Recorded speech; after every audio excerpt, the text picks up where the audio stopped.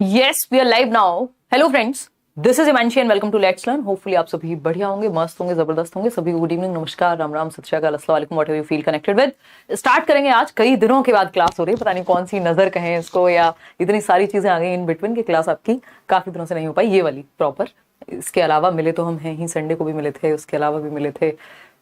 CTET का भी discussion हुआ बीच में, ऑफलाइन पेपर भी हो गया, 4 मिलियन भी हो गए, सारी बातें हो गई. अब थोड़ा सा पढ़ लेते हैं. मैं आपको बता देती हूँ कि ये हमारा टॉपिक वाइज डिस्कशन चल रहा था. ये टॉपिक 6 है और अभी 3-4-5 टॉपिक ही मुश्किल से बचे हुए हैं, क्योंकि कुछ टॉपिक्स हैं जिनको हम मर्ज करके पढ़ते हैं. ये अकेला टॉपिक 4 से 5 नंबर आपको दिलाता था, और ऑफलाइन में तो हमेशा ही 4-5 नंबर का. इस बार के ऑनलाइन एग्जाम में किसी किसी जगह पे आपको कम मार्क्स देखने को मिले, जैसे 2 में आ गया, 3 नंबर में आ गया. बट ये अपने आप में ऐसा टॉपिक है कि पूरा पेपर इस पे बेस्ड है. इवन जो कंस्ट्रक्टिविज्म है, रचनावाद, जिसमें प्याजे, वाइगोस्की हैं, ब्रूनर हैं, वो लोग भी कहीं ना कहीं इंस्पायर्ड हमें नजर आते हैं इस थॉट से. उनकी कुछ व्यू पॉइंट्स अलग हो सकते हैं, बट वो सब चाइल्ड सेंटर्ड ही हैं. तो ये पेपर का एक तरह से बिल्कुल रीढ़ की हड्डी है ये टॉपिक, है ना. तो स्पाइन वाला काम है, इंपॉर्टेंट है मतलब. तो स्टार्ट करते हैं. सबसे इजी टॉपिक, 2-3 बातें बस दिमाग में रखनी है. बच्चे को सेंटर में रखना है, एक्टिव रखना है, टीचर को फ्लेक्सिबल रखना है, खत्म कहानी, है ना.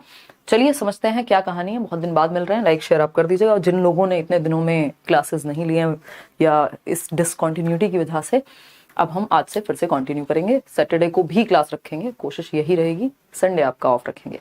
चलिए फिर स्टार्ट करते हैं, समझते हैं कहानी क्या है. मैं 1 मिनट में आपको पोल मिलेगा साथ साथ, और सिलेबस में बता देती हूँ कि कितना काम हम कर चुके हैं और कितना काम अभी बाकी है. फिर उसके बाद अलग अलग सब्जेक्ट्स भी हम करते रहेंगे इन बिटवीन. जैसे अभी आपके जो टॉपिक्स आप देख पा रहे हैं, ये हम कर चुके हैं डेवलपमेंट. ये आप प्लेलिस्ट में जाकर के देख सकते हैं इस बार के ऑनलाइन एग्जाम के जो भी लेटेस्ट क्वेश्चंस हैं, क्योंकि करना जरूरी है. क्वेश्चंस जो है लेटेस्ट पैटर्न पे ही पूछे जाएंगे, जहां तक है उम्मीद है जो भी. ठीक, एनवीएस का आज रिजल्ट आया और आप लोगों के प्यारे प्यारे मेल आ रहे हैं, सिलेक्ट हुए हैं आप, बहुत खुशी की बात है आप सभी को. और जो लोग नहीं भी हुए हैं वो आगे अपना मेहनत करें. प्रिंसिपल्स ऑफ डेवलपमेंट ये इसी में इंक्लूड हमने कर दिए थे. अब वैसे भी इसकी संख्या कम हो गई, एक क्वेश्चन मुश्किल से आता है. हेरिडिटी एंड एनवायरमेंट, ये भी हमने इसी टॉपिक में, ये एक सेशन में ही हो गया था. ठीक है जी. इसके अलावा क्योंकि ज्यादा क्वेश्चन नहीं आते हैं, सोशलाइजेशन कर चुके हैं हम, प्याजे, वाइगोस्की, कोहलबर्ग हम कर चुके हैं. तो इस शुरुआत के 5 टॉपिक हम कर चुके हैं. 6th है चाइल्ड सेंटर्ड अप्रोच, जो हम आज कर रहे हैं. इंटेलिजेंस पे एक सेशन लगेगा. ये दोनों ही बातें, ये सिलेबस है सीटेट का, जिनको नहीं पता, ये एक सेशन में हो जाएंगे. जेंडर हम कर चुके हैं ऑलरेडी, तो 7 टॉपिक ऑलमोस्ट हम कर चुके हैं, जिसमें 10 से ज्यादा टॉपिक्स हैं अगर देखा जाए. और एक सेशन में ये दोनों हो जाएंगे आपके. इंडिविजुअल डिफरेंस एक सेशन में हो जाएगा, या एक सेशन की भी इसमें जरूरत नहीं है, इसको इंक्लूसिव एजुकेशन में ही कर लेंगे, क्योंकि एक नंबर का क्वेश्चन आ रहा है, वो वहीं कवर हो जाएगा, उसी से मिलता जुलता टॉपिक है. सीसी एक सेशन में होगा, तो 2 सेशन बचे. एक सेशन इसमें लगेगा, हो सकता है 2 भी लग जाए, 5 नंबर का टॉपिक है तो 3 सेशन. इसके अलावा इसके लिए सिर्फ एक सेशन काफी है, ये जो 10 नंबर हैं, क्योंकि ये इससे पहले अगर आज जिसने चाइल्ड सेंटर्ड पढ़ लिया, इंक्लूसिव पढ़ लिया, वो ये वैसे भी सॉल्व कर लेता है बहुत हद तक. बस कुछ चीजें हैं जो ध्यान में रखनी होती हैं. तो मैं ये कहूंगी कि मैक्सिमम 5 सेशंस, नहीं तो 4 सेशंस में आपका ये सिलेबस टॉपिक वाइज जो भी ऑनलाइन एग्जाम में नए पैटर्न पे क्वेश्चंस आए हैं वो खत्म हो जाएंगे. इसके अलावा प्रीवियस ईयर मैंने ऑलरेडी कराए हुए हैं आपको, फिर हम अलग तरीके से चीजें करेंगे. और ये करना जरूरी क्यों है? क्योंकि हमें पता रहे कि किस टॉपिक से इंडिविजुअली कैसे क्वेश्चंस पूछे जा सकते हैं. आज का टॉपिक है child centred and progressive education, बाल केंद्रित एवं प्रगतिशील शिक्षा, यानी जहां बच्चे केंद्र में है. जैसा नाम से पता लग रहा है, बच्चे केंद्र में है, बच्चे सेंटर में है. और प्रगतिशील शिक्षा यानी आगे बढ़ती हुई, बेहतरी की तरफ जाती हुई शिक्षा. ठीक है बात, कोई दिक्कत परेशानी इस बात को समझने में मेरे ख्याल में नहीं होनी चाहिए. ठीक, ये पीडीएफ कुछ पेंडिंग है, एक साथ मिलेंगे इस सैटरडे या संडे. और लाइक शेयर सब्सक्राइब आप कर लीजिएगा. इसमें 2-3 बेसिक पॉइंट्स हैं चाइल्ड सेंटर्ड एजुकेशन के. एक होता है ट्रेडिशनल टीचिंग या ट्रेडिशनल टीचिंग, परंपरागत तरीका सिखाने का. ट्रेडिशनल टीचिंग कह लीजिए इसको, या traditional way of teaching and learning कह लीजिए. ठीक, यानी ये पारंपरिक तरीका है. ट्रेडिशनल का मतलब यहाँ ओल्ड वे से है ना, जो चला आ रहा है. टीचर सेंटर्ड यानी जहां टीचर सेंटर में है, जहां बच्चे सेंटर में नहीं है, जिनको होना चाहिए टीचर सेंटर में है, जहां टीचर समझता है कि वो ज्ञान का भंडार है, भरा हुआ है ज्ञान से, और लर्नर जो है यानी जो बच्चा है वो खाली है, इस घड़े से इस घड़े में पानी भरना है. मतलब बच्चे को हम खाली बर्तन, जिसको जॉन लॉक कहते हैं कि टेबुलर रासा समझते हैं, और टीचर को हम ज्ञान का सागर समझते हैं, जबकि दोनों ही सीख रहे हैं. और ऐसा नहीं है कि ज्ञान भरना है, तो इस अप्रोच को यहां नहीं मानना है इन क्वेश्चंस को सॉल्व करते समय। टीचर सेंटर में नहीं है, बच्चा सेंटर में है, ठीक है। बच्चे को एक्टिव रखना है, ना कि सिर्फ टीचर को एक्टिव रखना है। जब आप यहाँ पोल में जवाब दे रहे होंगे, दैट मीन्स मैं भी एक्टिव हूं, आप भी एक्टिव हैं। तो शिफ्ट किस में लाना है? शिफ्ट लाना है हमें, यानी बदलाव लाना है किससे? जो ये भरा हुआ बर्तन है, जिसको हम कहते थे भाई ये टीचर है जिसमें सब कुछ ज्ञान का भंडार है, और बच्चा खाली बर्तन है, जो कि गलत बात है। बच्चे को हम खाली बर्तन की बजाय एक पौधे की तरह ट्रीट करते हैं। पौधे को हम स्वच्छ हवा देते हैं, अच्छा जो भी वायु है, आकाश है, सनलाइट है, वो सारी चीजें देते हैं, अच्छा माहौल देते हैं, अच्छी सॉइल देते हैं, मृदा जिसको हम कह रहे हैं, है ना, अच्छी सॉइल देते हैं, समय पे पानी देते हैं, ध्यान रखते हैं, कोई एक्स्ट्रा घास है वो काटते हैं, मतलब माहौल देते हैं। हम पौधे को पकड़ के खींच नहीं देते, अपनी मर्जी से जितना पानी उसको जरूरत भी नहीं है उतना नहीं भर देते, मतलब माहौल देते हैं हम। कॉन्ड्यूसिव एनवायरमेंट कहते हैं इसको, है ना। कॉन्ड्यूसिव मतलब ये बहुत ही पॉजिटिव वर्ड है आपके पूरे पेपर के लिए। कॉन्ड्यूसिव एनवायरमेंट बोले तो समृद्ध वातावरण, ऐसा एनवायरमेंट। हम क्वेश्चंस करेंगे, मैं थोड़ा सा बैकग्राउंड दे रही हूं आपको। समृद्ध वातावरण, समृद्ध वातावरण मतलब जिसमें वो फल फूल सके। इसमें माली भी एक्टिव है, जो टीचर है, एक तरह से टीचर का रोल, यानी टीचर भी एक्टिव है और जो पौधा है वो भी अपने पेस पे ग्रो कर रहा है, वो भी एक्टिव है। तो ऐसा नहीं है कि सिर्फ टीचर एक्टिव होगा या सिर्फ बच्चा एक्टिव होगा, दोनों एक्टिव होंगे। नीड्स को किसकी ध्यान में रखा जाएगा? सेंटर में किसको रखा जाएगा? पौधे को, यानी बच्चे को, है ना। मेरा मन कर रहा है आज तो नहीं, मैं तो आज पौधे में 1 लीटर नहीं 3 लीटर पानी डालूंगी, और पौधे को जरूरत थी 500 ml की, तो वो नहीं करना है। सेंटर में पौधा है यानी बच्चा है। इसको आप एक पिक्चर के थ्रू ऐसे भी देख सकते हैं। कार्तिक रो रहे हैं, इनका ब्रेकअप हो गया है ना। दोबारा पैचअप हो भी नहीं पाएगा कहीं और, पढ़ लो चुपचाप से, अगर नहीं पढ़ोगे तो, ठीक है। देख लो, मजाक कर रही हूँ, आ जाओ इधर। तो टीचर सेंटर्ड क्या है? एक उदाहरण है टीचर सेंटर्ड का। ये बातें संडे वार्ता में होती हैं, मंडे को, ट्यूसडे को, वेंसडे को ये बातें कम से कम करनी होती हैं, ठीक। तो ये है टीचर सेंटर्ड क्लासरूम। कौन सा? चाइल्ड सेंटर्ड का उदाहरण है ये वाला, और टीचर सेंटर्ड का उदाहरण है ये वाला, कि टीचर एक जगह पे है और टीचर ही एक्टिव है, सक्रिय जो है, सक्रिय भूमिका वो टीचर की है, और निष्क्रिय हैं बच्चे, बस बैठे हुए हैं, यहीं से चौक फेंक फेंक के मारी जा रही है, ठीक। फिर बात करते हैं हम किसकी? चाइल्ड सेंटर्ड की। चाइल्ड सेंटर्ड में बच्चे ग्रुप्स में सीख रहे हैं, समूह में। कौन? टीचर हर जगह, कभी इस ग्रुप में चेक करने जाएंगे, जरूरत पड़ेगी यहां जाएंगे, जहां बच्चों को हेल्प की आवश्यकता होगी वहां होगी, सब बच्चे एक्टिव हैं, और टीचर बीच में कहीं है, तो टीचर भी एक्टिव, बच्चा भी एक्टिव।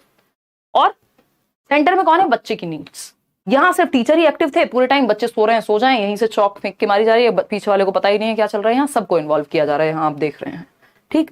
तो ये एक बेसिक सी बात है। और 3 बातें और ध्यान में रखनी होती है। फर्स्ट क्वेश्चन पे हम आएंगे, उससे पहले 3 बातें ध्यान में रखनी है यहाँ।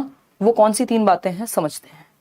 CCE, 1 मिनट यार, ये हमारा बैच की क्लास है जिसमें हमने आज बहुत मजे किए हैं। देखिएगा, अगर हम बात करें CCL से आप याद रख सकते हो, क्यूरियोसिटी, यानी बच्चे को जिज्ञासु रखना है, बच्चा जिज्ञासु है। ये 3 बातें मान के चलनी है आपको जब आप ये सॉल्व कर रहे हैं। क्यूरियस है, एबिलिटी टू लर्न, यानी सीखने की क्षमता के साथ आता है हर एक बच्चा, बस उसका किस चीज में इंटरेस्ट है उसको ध्यान में रखेंगे। एबिलिटी टू लर्न यानी सीखने की क्षमता है हर बच्चे में, आपको ये मानना है। अलग अलग बच्चों में अलग अलग चीजें हो सकती हैं, और बच्चा क्या है? बाय नेचर क्रिएटिव है, यानी रचनात्मक है ना। क्या है? रचनात्मक है। इसको मैं CCL भी बोल देती हूं। CCL क्या होता है? क्यूरियोसिटी, क्रिएटिविटी और लर्निंग की एबिलिटी, ठीक। ये शॉर्टकट है चाइल्ड सेंटर्ड एजुकेशन का। ये 3 प्रिंसिपल्स आप ध्यान में रखेंगे और क्वेश्चन को सॉल्व करेंगे। क्वेश्चन गलत नहीं होगा 99%। और कुछ छोटी छोटी बातें होती हैं, डिफरेंशिएटेड इंस्ट्रक्शन हो गया, है ना, यूनिवर्सल डिजाइन ऑफ लर्निंग हो गया, ये सब 1-1 नंबर की बातें हैं जो हम इन बिटवीन जब क्वेश्चन आएगा आपके सामने करते हुए चलेंगे मस्त तरीके से, ठीक है जी। कोई दिक्कत नहीं है, कोई परेशानी नहीं है, कोई बात नहीं। पेपर वेबसाइट पे डाउनलोड नहीं हो रहे, जब हो जाएंगे तो आप तक पहुंचा दिए जाएंगे, कोई दिक्कत नहीं, टेंशन ना लो कुछ दिन। अभी जो कराया जा रहा है उस पे आ जाओ, ठीक है ना। अब कोई बात नहीं रक्षा, पहले सिलेबस भी पढ़ते रहो साथ साथ, टेंशन ना लो। चलिए समझे, क्वेश्चंस एकदम ऐसे आए हैं इस बार के क्वेश्चंस, अगर देखें बहुत ज्यादा लेंदी इस टॉपिक से क्वेश्चन नहीं है, आराम से ऑफलाइन पेपर में फिट किए जा सकते हैं। चलिए समझते हैं कहानी है क्या। जैसे जैसे आप आते जाएंगे लाइक शेयर भी करते जाएंगे। इन अ प्रोग्रेसिव क्लासरूम, यानी एक प्रगतिशील कक्ष में।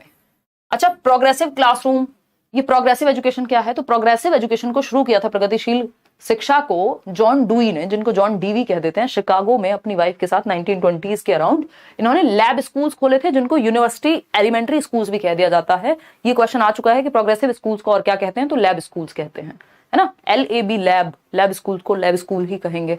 ठीक, इसके अलावा यहाँ बच्चा एक्टिव रहता है, लर्निंग एक सोशल एक्टिविटी होती है, ग्रुप में सीखता है, प्रेजेंट लाइफ के लिए सीखता है ना, वर्तमान जीवन के लिए।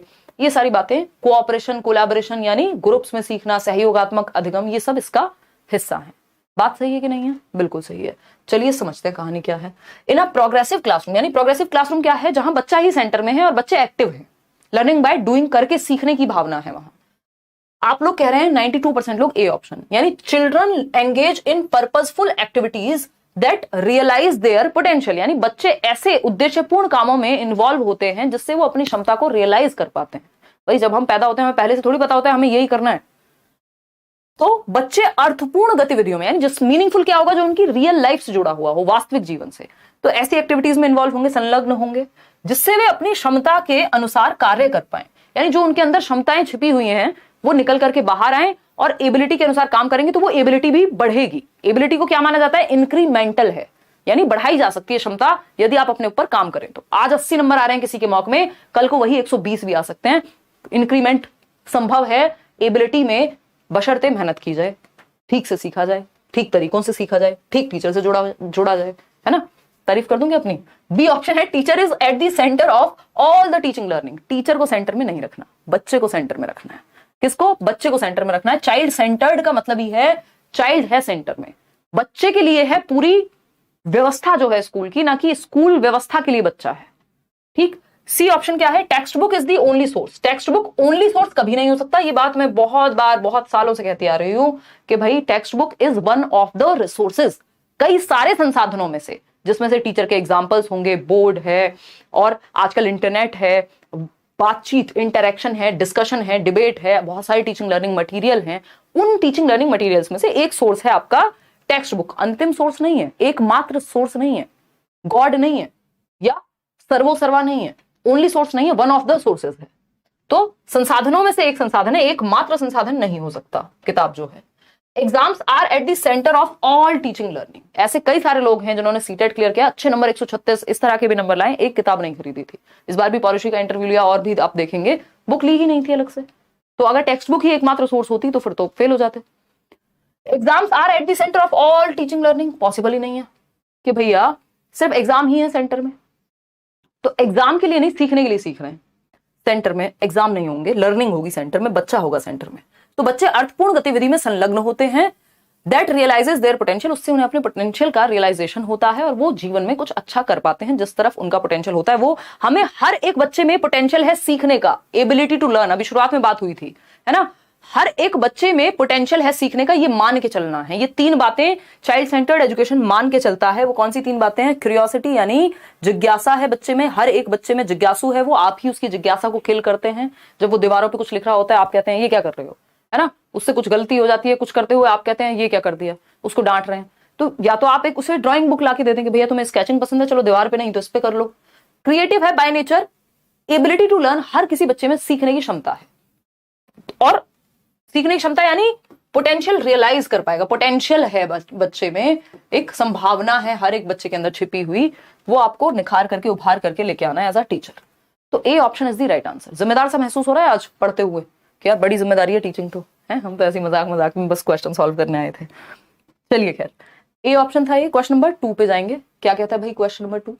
क्वेश्चन नंबर 2 है in order to promote construction of knowledge, यानी ज्ञान के सृजन के लिए, ज्ञान की रचना को प्रमोट करने के लिए, कि बच्चे नॉलेज को कंस्ट्रक्ट कर सके बाय लर्नर्स, यानी बच्चों के ही द्वारा, a school should promote dash pedagogies. Pedagogies क्या होती है? साइंस ऑफ टीचिंग या आर्ट ऑफ टीचिंग, यानी कौन से वो वेज होंगे जिसके थ्रू सिखाया जाएगा, उसको पेडागोजी कहा जाता है। बात सही है। शिक्षार्थियों द्वारा ज्ञान के निर्माण को बढ़ावा देने के लिए एक विद्यालय को डैश शिक्षण शास्त्रीय प्रविधियों को बढ़ावा देना चाहिए। बताइए कैसे शिक्षण शास्त्रीय प्रविधियां, यानी कौन सी टेक्निक्स, कौन से वेज को, कौन सी पेडागोजीज को। भाई जो आप कहते हैं भाई आपका टीचिंग स्टाइल बहुत प्यारा है, आप बहुत अच्छे से पढ़ाते हैं, ऐसा बहुत सारे लोग कहते हैं, तारीफ करते हैं, जुड़े हुए हैं आप लोग, समझ में आता है आपको। मतलब क्या हुआ? उस व्यक्ति की एक पेडागोजी है, उसका एक वे ऑफ टीचिंग है, वो आपको पसंद है।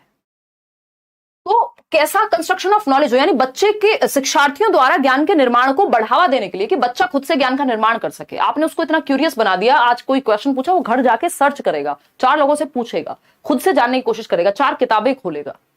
ये कहाँ होगा? जब बच्चे को सेंटर में रखा जाएगा, उसके इंटरेस्ट, उसके एप्टीट्यूड, उसके एटीट्यूड का ध्यान में रखा जाएगा कि उसकी रुचि किस चीज में है। तो चाइल्ड सेंट्रिक एजुकेशन यानी बाल केंद्रित शिक्षा वाली जो शिक्षण शास्त्रीय प्रविधियां हैं उनको सेंटर में रखिए, जहां बच्चा केंद्रित में हो। वैसी पेडागोजी यानी मेरा जो भी वे होगा मैं बच्चों को ध्यान में रखूंगी कि आपको समझ में आए, आपकी एज के अकॉर्डिंग कौन से एग्जांपल्स में मजा आएगा आपको, है ना। कैसे ब्रेकअप पैचअप का नाम लेते ही सारे लोगों की नींद खुल जाती है, ठीक है ना। इजी आते हैं इस टॉपिक के क्वेश्चन, लेकिन ये टॉपिक हर एक टॉपिक की जड़ में है कहीं ना कहीं, चाहे वो पियाजे वाइगॉस्की हो यानी पूरा कंस्ट्रक्टिविज्म हो, चाहे वो इंडिविजुअल डिफरेंसेस हो, चाहे वो इंक्लूसिव एजुकेशन हो। मतलब ये एक ऐसा टॉपिक है जो सबसे इजी और सबसे इंपॉर्टेंट है, क्योंकि अगर आप इसको इनडायरेक्टली देखने लग जाए तो पूरा पेपर इसी के अराउंड दिखेगा आपको फिर पूरा, ठीक। डेवलपमेंट को छोड़ दें तो, क्योंकि डेवलपमेंट अपने आप में ही चाइल्ड सेंट्रिक है, वो डेवलपमेंट को ध्यान में रखते हुए चाइल्ड सेंट्रिक वेज हम पता कर रहे हैं। तो शिक्षक केंद्रित नहीं हो सकती पेडागोजीज, चाइल्ड सेंट्रिक होनी चाहिए। जो वेज हैं वो बच्चे को ध्यान में रख के बनाए जाने चाहिए, exam centric, text book centric नहीं, ठीक। आगे बढ़ेंगे। एक क्वेश्चन आता है कि कौन एक्टिव होता है, तो दोनों एक्टिव होते हैं, टीचर एंड बच्चा दोनों एक्टिव होते हैं, पैसिव नहीं हो सकते कभी भी। पैसिव वर्ड ही नेगेटिव है, निष्क्रिय है बच्चा। क्वेश्चन नंबर 3 देखेंगे और जवाब देंगे। थोड़ा सा स्लो चल रहे हैं, बट एक बीच में अभी गैप आया, तो थोड़ा सा आपका वो फ्लो बनना या वो कॉन्सेप्ट क्लियर होना बहुत जरूरी है ना। वैसे भी कोशिश करते हैं कि ठीक से चीजें होती रहें। तुमको हंसने की क्या जरूरत है, आज निशा हमारे साथ है और बैठ के हंस रही है। फिर लोग कहते हैं आप निशा मैम का मजाक उड़ाते हो, और हमें तो बिल्कुल अच्छा नहीं लगता है। टीचर को ये बात थोड़ी ना शोभा देती है। एक आध दो लोग हैं ऐसे, अब बताओ उनको ट्रेडिशनल वे ऑफ टीचिंग चाहिए। हम यहाँ चाइल्ड सेंटर्ड बनाने की कोशिश कर रहे हैं कि हंसी मजाक के थ्रू जो है चीजें एक वो दोस्ती वाला माहौल बना रहे, वो खाली बर्तन ना समझा जाए सामने बैठे हुए लोगों को। देखिए बताइए, डी ऑप्शन कह रहे हैं 84% लोग। Which of the following contribute to effective, हरकतें ऐसी हैं इनकी मजाक ना उड़ाएं, क्या करें। Contribute to effective and meaningful learning. Meaningful learning यानी अर्थपूर्ण अधिगम। अर्थपूर्ण कब होगी कोई चीज आपके लिए? तब होगी जब आपके जीवन से जोड़ दी जाएगी, वो बात आप कभी नहीं भूलते जो आपकी लाइफ से कनेक्टेड होती है, ठीक है। क्लियर है इतनी बात? ये राहुल को दे आओ एक बार, वो स्विगी से फोन आ रहा है, कुछ ग्रोसरी होगी, फोन पे बात करते हुए चली जाओ एक बार। हाँ देखिएगा एक बार, वो ले लेगा वहां से ना। तो डी ऑप्शन कह रहे हैं 84% लोग। स्टैंडर्डाइज्ड करिकुलम यानी मीनिंगफुल लर्निंग कब होगी, और इफेक्टिव यानी प्रभावशाली, जो प्रभावी हो, जिसको वो भूले ना और जिसको याद रखने की जरूरत भी ना पड़े। क्या कह रहे हो, प्यार जैसी बात हो रही है? देखिए, तो बेसिकली इफेक्टिव मतलब प्रभावी, जो उसके जीवन में प्रभाव डाले और जिसका कोई मीनिंग हो उसके लिए, यानी बच्चे के जीवन से जुड़ी हुई होनी चाहिए। स्टैंडर्डाइज्ड करिकुलम बस सुनने में अच्छा लगता है, ये एकदम गलत तरीका है। स्टैंडर्डाइज का मतलब है सबके लिए एक, यानी वन साइज फिट्स ऑल, मतलब एक साइज सबको फिट कर जाएगा, मतलब एक डंडे से सबको हाँक रहे हैं आप। Every don't beat everyone with the same stick, ये हम बहुत बार डिस्कस करते हैं ना। तो सबके लिए एक मेथड काम का नहीं हो सकता, क्योंकि बच्चों में इंडिविजुअल डिफरेंसेस हैं, व्यक्तिगत विभिन्नताएं हैं, सारे बच्चे एक तरीके से ही सीखेंगे, गलत बात है। स्टैंडर्डाइज्ड करिकुलम ना होकर के डिफरेंशिएटेड वेज होने चाहिए या एनरिच्ड करिकुलम होना चाहिए। बात सही है कि नहीं है, बताइए फटाफट से, बात सही है या नहीं है?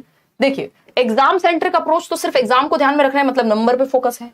इनफ्लेक्सिबल टाइम टेबल हो, टीचर हो, कुछ भी हो, पूरे एजुकेशन सिस्टम में फ्लेक्सिबल होना चाहिए। फ्लेक्सिबल मतलब लचीला। आपने सुना होगा ना, जो चीजें ज्यादा सख्त होती हैं टूट जाती हैं, वो पेड़ जो झुकते नहीं है टूट जाते हैं। तो फ्लेक्सिबिलिटी जरूरी है, टाइम के साथ चेंज होना जरूरी है, टीचर का भी, बच्चों का भी, सिस्टम का भी। ठीक है, क्लियर है, कोई दिक्कत परेशानी? हाँ, एक्सप्लेनेशन में जादू है बस। नेहा, ये जादू दिमाग में रख लोगे ना, बहुत सारे क्वेश्चन ऐसे ही सॉल्व हो जाएंगे। मना नहीं कर रही हूं, देख रहे हो, तारीफ। लर्नर सेंट्रिक पेडागोजी यानी अधिगमकर्ता केंद्रित शिक्षा शास्त्र। बिल्कुल आसान बात कि सबसे बेहतर मीनिंगफुल लर्निंग या इफेक्टिव लर्निंग कब होगी, जब बच्चे को ध्यान में रख करके आपके एग्जाम्पल्स वैसे होंगे जो बच्चे की लाइफ से कनेक्ट करें, आपके वेज वैसे होंगे जो उसको समझ पाए, जो उसके पोटेंशियल को निखार पाए। तो अधिगमकर्ता केंद्रित शिक्षा शास्त्र या लर्नर सेंट्रिक पेडागोजी होनी चाहिए एक व्यक्ति की। बात सही है या नहीं है? एकदम सही है। आगे बढ़ेंगे नेक्स्ट क्वेश्चन पे। होपफुली यहां तक कोई समस्या, दर्द, परेशानी कुछ नहीं होगा किसी को भी। क्वेश्चन नंबर 4 देखिए और जवाब दीजिए। विच of the following does not ensure child centred teaching learning, यानी कि निम्न में से कौन बाल केंद्रित शिक्षण के अनुरूप नहीं है? बताइए एक बार। रिकॉर्डेड भी मिलेगा या बस ऑनलाइन रहेगा? रिकॉर्डेड मिलेगा अंशिका। हमने इतनी बार सिलेबस पढ़ाए हैं आपको फ्री में, आज तक हटाए हैं कोई वीडियो? अब आप कहेंगे आप बिहार कैसे पहुंचे हैं? ऐसे ही आप लोग का प्यार है, बस सीख जाते हैं। देखिए, क्या तुम सिखाई हो? तुमको खुद आती है भोजपुरी?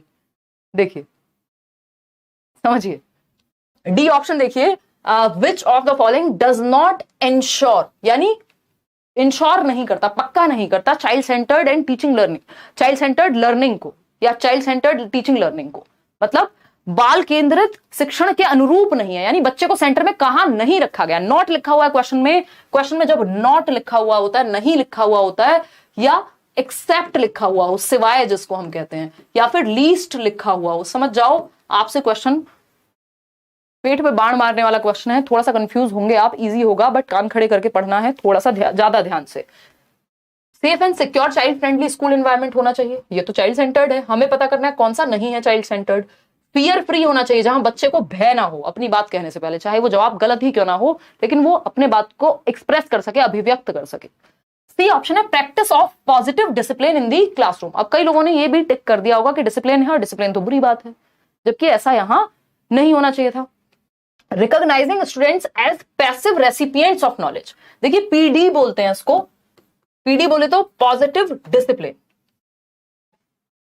पॉजिटिव डिसिप्लिन क्या है कि आप जो पॉइंट्स ऑफ डिसिप्लिन है उसको आप पहले से बता देते हैं, यानी बच्चे को पता है। ये पेरेंटिंग स्टाइल में भी आप अपने घर में भी अपने बच्चों के साथ कर सकते हैं डील इस पॉजिटिव डिसिप्लिन के साथ, और स्कूल में टीचर भी इसको यूज कर सकते हैं। ये कैसा डिसिप्लिन है कि आप पहले से बता रहे हैं क्या चीजें डिजायरेबल हैं, किस व्यवहार को करने से क्या रिवॉर्ड या क्या सही रास्ता दिखेगा, और किस गलत व्यवहार के क्या कॉन्सिक्वेंसेस होंगे और सही व्यवहार के क्या कॉन्सिक्वेंसेस होंगे। कह देते हैं ना माँ बाप कई बार कि कोई बात नहीं बेटा, जो करना है करो, नहीं पढ़ रहे हो कोई बात नहीं, फोन में लग रहे हो, देखोगे अपने जीवन में खुद दुख पाओगे। क्या है ये जो ज्ञान की बात है, ये पॉजिटिव डिसिप्लिन को रिप्रेजेंट करती है। वो मारपीट नहीं रहे हैं आपको, लेकिन उन्होंने आपको क्लियरली बता दिया है कि जो भी काम आप कर रहे हैं उसका कॉन्सिक्वेंस क्या हो सकता है या उसके रिवॉर्ड्स क्या हो सकते हैं। सुबह 3 बजे पढ़ते हुए देखा, या आप मेहनत करते हैं, माँ बाप वो चीज देखते हैं, और फिर वो अगर कह रहे हैं कि बेटा तुम तो बहुत मेहनती हो, माय फादर यूज्ड टू से बेटा बहुत मेहनती है, तो अब ये मेहनती क्या हुआ, ये मेरे लिए पॉजिटिव डिसिप्लिन भी हो गया और पॉजिटिव पॉइंट भी हो गया। ठीक है ना, रीइंफोर्समेंट का काम करेगा फिर ये। Recognising students as passive recipients of knowledge कभी भी चाइल्ड सेंट्रिक नहीं हो सकता, यानी बच्चे को आपने पैसिव रेसिपिएंट मान लिया, यानी बस वो ज्ञान को भरेगा अपने अंदर, खाली बर्तन है, निष्क्रिय है, एक्टिव नहीं है, सो जाए नींद आ जाए क्लास में, कोई उससे पूछता भी नहीं है, बच्चे को इन्वॉल्व ही नहीं कर रहे आप। तो विद्यार्थियों को ज्ञान के निष्क्रिय ग्रहणकर्ता के रूप में पहचानना, जहां बच्चा एक्टिव नहीं है वो ऑप्शन वैसे भी खराब है। पूरे सीटेट का एक सिंपल फंडा है, बच्चे को एक्टिव रखो, सक्रिय रखो। जहां बच्चा एक्टिव है, जितने ज्यादा सेंसेस इन्वॉल्व है उतना बढ़िया सीखेगा। ठीक, तो बाकी सब में बच्चा एक्टिव है और बच्चे की बेहतरी के लिए भी है, लेकिन बच्चे का पैसिव होना बिल्कुल भी सही बात नहीं होगी। तो D option is the right answer. Easy सा सवाल था, लड्डू क्वेश्चन, बट इनमें भी आप अटकते नजर आएंगे यदि थोड़ा सा लैंग्वेज को ट्वीक कर देंगे तो। क्वेश्चन नंबर 5 देखिए, to facilitate students learning a teacher should, यानी बच्चों के अधिगम को सुगम बनाने के लिए, फैसिलिटेट करना यानी सुविधाजनक बनाना, बेहतर करना। टीचर क्या है, फैसिलिटेटर है, आप सुगम बनाने के लिए, सुगम करता है आप एक तरह से बच्चे के लिए। ठीक है जी, तो पहला ऑप्शन है इग्नोर कर दीजिए प्रीवियस नॉलेज ऑफ स्टूडेंट्स, यानी बच्चे को जो भी पूर्व ज्ञान है उसको भेज दो तेल लेने, कि हमें नहीं पता, तुम्हें नहीं पता कुछ भी, हम तो मान के बैठे, तुम तो खाली बर्तन हो, तुम्हारा कोई प्रीवियस नॉलेज नहीं है। जबकि बच्चा स्कूल आने से पहले भी कुछ तो प्रीवियस नॉलेज लेके आया होगा, कुछ तो पता होगा दुनिया के बारे में, है। Not clarify syntax and structure, यानी बच्चे को क्लैरिफाई मत करो सिंटेक्स क्या होता है, कि कैसे कोई सेंटेंस बनता है, क्या स्ट्रक्चर होता है उसका। तो ये भी कोई बहुत पॉजिटिव बात नहीं हुई, यहां पे भी आपने, इससे फैसिलिटेट नहीं होगी, लर्निंग डिफिकल्ट बन जाएगी। Minimise generalisation and transfer of learning, यानी जो जनरलाइजेशन है, सामान्यकरण है, उसको मिनिमाइज कर दीजिए और ट्रांसफर ऑफ लर्निंग को क्या कर दीजिए, मिनिमाइज कर दीजिए। तो ट्रांसफर ऑफ लर्निंग को मिनिमाइज नहीं करना होता जनरली। फिर भी देख लेते हैं, avoid use of subject jargons, ये बात हम कह सकते हैं कि टीचर को विषय से संबंधित भारी भारी जो शब्द हैं, टेक्निकल वर्ड्स हैं, उनको अवॉइड करना चाहिए, इतनी बात पक्की है। ठीक है, इसमें अगर हम बात करते हैं minimise generalisation and transfer of learning, देखो जनरलाइजेशन कई बार आपको हेल्प भी देगा, कई बार आपको मिनिमाइज भी करना होता है, कि एक रूल सबके लिए नहीं हो सकता। ये जनरलाइजेशन है कि यहां पे भी यही बात लागू हो रही है और दुनिया के हर कॉन्सेप्ट पे यही बात लागू होगी, ये जरूरी नहीं है। ट्रांसफर ऑफ लर्निंग कोई बुरी बात नहीं होती, ठीक, तो वो अपने आप में, इसका ऑफिशियल आंसर एक बार हमें देखना भी पड़ेगा, बट वो अपने आप में पूरी तरह से सत्य नहीं हो सकता। जो उसका सेकंड पार्ट है ऑप्शन का, वो नेगेटिवली हमें कहीं लेके जा रहा है, तो उससे बेटर ऑप्शन फिर हमारे पास डी ऑप्शन है। फिर भी मैं एक बार इसको ऑफिशियली चेक कर लूंगी, इस पे आप स्टार मार्क करके रखिएगा। किस दिन डिस्कस कर लेंगे। तो avoid use of subject jargons, technical words बहुत ज्यादा यूज नहीं करने होते, उससे बच्चे भ्रमित होते हैं। आगे बढ़ते हैं क्वेश्चन नंबर 6, क्योंकि पूछा क्या था क्वेश्चन ने पूछा था फैसिलिटेट करनी है लर्निंग आपको, तो फैसिलिटेट करनी है उसके लिए आप अवॉइड कर सकते हैं सब्जेक्ट जार्गन्स को भी। आगे बढ़ेंगे नेक्स्ट क्वेश्चन पे, क्वेश्चन नंबर है 6, बहुत ही आसान लड्डू सा क्वेश्चन है, 1 मिनट में आप जवाब दे देंगे। 1 मिनट भी क्यों लगेगा, 1 मिनट तो आपके पास वैसे ही पेपर में गोले भरने का समय भी इंक्लूड करें तब भी एक क्वेश्चन के लिए 1 मिनट है। गलती से मिस्टेक हो गया, बहुत बढ़िया मोहम्मद आसिफ, गलती से मिस्टेक हो गया, यही कहेंगे सीटेट वाले भी कि हमसे भी गलती से मिस्टेक हो गया, हो नहीं पाएगा इस बार है, ऐसी बातें कहूँ कि मैं नेगेटिव देखो एक बार नहीं कहूँ, अच्छा ऐसा नहीं होगा, कोई बात नहीं, 1 नंबर के लिए ऐसा हो सकता है। देखिए लाइक शेयर करना आप लोग भूल जाते हैं और मैं कहना याद रखती हूँ, a teacher should be dash about his pedagogies, यानी एक टीचर को अपनी पेडागोजीज मतलब teaching methods, ways of teaching, science of teaching, art of teaching के साथ क्या करना चाहिए। एक अध्यापक को अपनी शिक्षण शास्त्रीय प्रविधियों के बारे में किस प्रकृति का होना चाहिए, यानी कैसा नेचर होना चाहिए, क्या थॉट होना चाहिए आपके टीचिंग मेथड्स को लेकर के आपके दिमाग में। रिजिड होना चाहिए, रिजिड का मतलब है दुनिया बदल गई आप नहीं बदले, तो आप नहीं बदले तो या तो दुनिया आपको छोड़ देगी, साइड कर देगी, या फिर आप अपनी ही दुनिया में फ्रस्ट्रेट होते रहेंगे क्योंकि आपके पास कोई होगा नहीं बात करने को भी, या समय के साथ आप नहीं बदले, फ्रिक्शन आएगा, कॉन्फ्लिक्ट होगा, झगड़े होंगे, द्वंद्व होगा, है ना। तो रिजिड होना किसी भी सेंस में बढ़िया बात नहीं है, है ना। कुछ कॉन्सेप्ट्स को लेके आप रिजिड हो सकते हैं जीवन में, बट रिजिडिटी अच्छी होती ही नहीं है, वो फ्लेक्सिबिलिटी वहां होनी चाहिए। ठीक, इनफ्लेक्सिबल का भी मतलब यही है कि आप में लचीलापन बिल्कुल नहीं है, आप इग्नोरेंट हैं तो और खराब बात है। आपके टीचिंग मेथड्स को लेकर के या आपकी जो टीचिंग पेडागोजी है वो फ्लेक्सिबल होनी चाहिए, यानी समय के साथ जो नए नए मेथड्स आ रहे हैं। अब जो लोग ये कहते हैं यार ऑनलाइन थोड़ी पढ़ाई होती है, आज की डेट में आप लोग फीस भरते रह गए 20-20 हजार 30-30 हजार और आप फ्री में भी सीटेट निकाल गए। सालों साल हमने फ्री डिस्कशन किया है, फिर धीरे धीरे लोगों को समझ आया नहीं यार ऑनलाइन भी होती है, फिर कोचिंग वालों को भी समझ आया अरे आ जाते हैं भाई ऑनलाइन ही आ जाते हैं, यहाँ भी हो जाती है पढ़ाई, तो है ना, उनको कुछ और देख के समझ आया। खैर, तो लचीला होना चाहिए आपकी पेडागोजी को, नए जो टीचिंग मेथड्स हैं, नए वेज हैं, इंटरनेट पे नए तरीके आ रहे हैं मान लीजिए, या फिर नए मेथड्स निकल करके आ रहे हैं, नई टीचिंग लर्निंग मटेरियल्स आ रहे हैं, उन सबको एक्सेप्ट करके अपने आप में बदलाव लाते रहना चाहिए। यानी टीचर को एक लाइफ लॉन्ग लर्नर होना चाहिए सबसे पहले, तो फ्लेक्सिबल होना चाहिए, चेंज लाने की क्षमता होनी चाहिए, सीखने की क्षमता होनी चाहिए। ये नहीं है जो आज से 10 साल पहले पढ़ा रहे थे वैसे ही आज पढ़ा रहे हैं, थोड़ा बहुत भी परिवर्तन नहीं है, तो फिर प्रॉब्लम की बात है। क्वेश्चन नंबर 7 देखिएगा, in a middle school classroom emphasis should be on creating an environment of. अब मिडिल स्कूल क्लासरूम हो, दुनिया का कोई क्लासरूम हो, हमें बच्चे को सेंटर में रखना है। कोऑपरेशन एंड कोलैबोरेशन, कंपटीशन को नहीं कोऑपरेशन को बढ़ावा देना है ना। कंपटीशन मतलब मारकाट, यानी कट थ्रोट कंपटीशन, यानी दूसरे को पीछे खींचना, ऐसी बात कंपटीशन में सिखाई जाती है जनरली। कंपटीशन एंड इंडिविजुअलिज्म, यानी सिर्फ अपना अपना देखो और कॉम्पीट करो। ड्रिल एंड मेमोराइजेशन, यानी बार बार 2 एकम 2 2 दूनी 4, ये होता है ड्रिल और रट्टा लगा रहे हैं बार बार, ये भी कोई पॉजिटिव तरीका नहीं है। फियर एंड स्ट्रेस तो अपने आप में नेगेटिव इमोशन है कि सिर्फ स्ट्रेस और फियर से, डंडे के डर से कई लोग पढ़ लेते थे, बट वो पॉजिटिव चीज नहीं है उनके जीवन के लिए, है ना। तो क्या है, सहयोगात्मक और सहकारात्मक, यानी कोऑपरेशन एंड कोलैबोरेशन, यानी बच्चे को आप कोऑपरेट करना सिखा रहे हैं, वो ग्रुप में सीखेगा, वो कोलैबोरेट करेगा। कोऑपरेशन क्या है, एक दूसरे को सहयोग कर रहे हैं, कोलैबोरेशन क्या है, सब मिलकर के कोई एक काम कर रहे हैं। ठीक है, कोलैबोरेशन में थोड़ी इंडिपेंडेंस ज्यादा होती है, कोऑपरेशन में एक दूसरे की सहायता ज्यादा होती है, दोनों ही अच्छी बातें, बच्चे एक्टिव होते हैं, ग्रुप में सीखते हैं। तो A option is the right answer over here.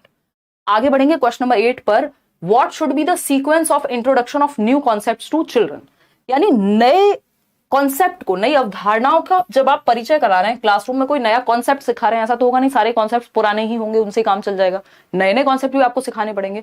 तो किस सीक्वेंस में आप इंट्रोड्यूस कराएंगे किसी एक नए कॉन्सेप्ट को, अगर आपको पढ़ाना है तो कैसे पढ़ाएंगे। बच्चों को उसके बारे में कुछ पता ही नहीं है, मान लीजिए प्याजे पढ़ रहे हैं और आपको प्याजे के बारे में कुछ पता ही नहीं है, तो मैं आपसे बात करूंगी कि यार जब आप छोटे थे तो क्या कभी ऐसा हुआ था कि कोई खिलौना लाया और उसको देखने के चक्कर में, उसको समझने के चक्कर में, उसमें है क्या, वो जिज्ञासा के चक्कर में आपने वो खराब कर दिया हो। फिर आप कहेंगे हाँ हाँ एक बार ऐसा हुआ था, ऐसा मेरा बचपन में एक किस्सा था, फिर मुझे अपना कोई किस्सा याद आएगा, फिर आप बताएंगे, फिर हम बात करेंगे कि प्याजे है ना, वो ऐसे व्यक्ति हैं जो कहते हैं कि बच्चे लिटिल साइंटिस्ट हैं, नन्हे वैज्ञानिक हैं, छोटू से वैज्ञानिक हैं, जो कुछ ना कुछ उथल पुथल, खोजबीन, नई नई इन्वेंशंस, नई नई नवजात जो है नवाचार उनके अंदर होता है और कुछ ना कुछ नया करने की प्रक्रिया में रहते हैं, एक्टिव बिल्डर्स ऑफ नॉलेज हैं, सक्रिय निर्माता हैं ज्ञान के।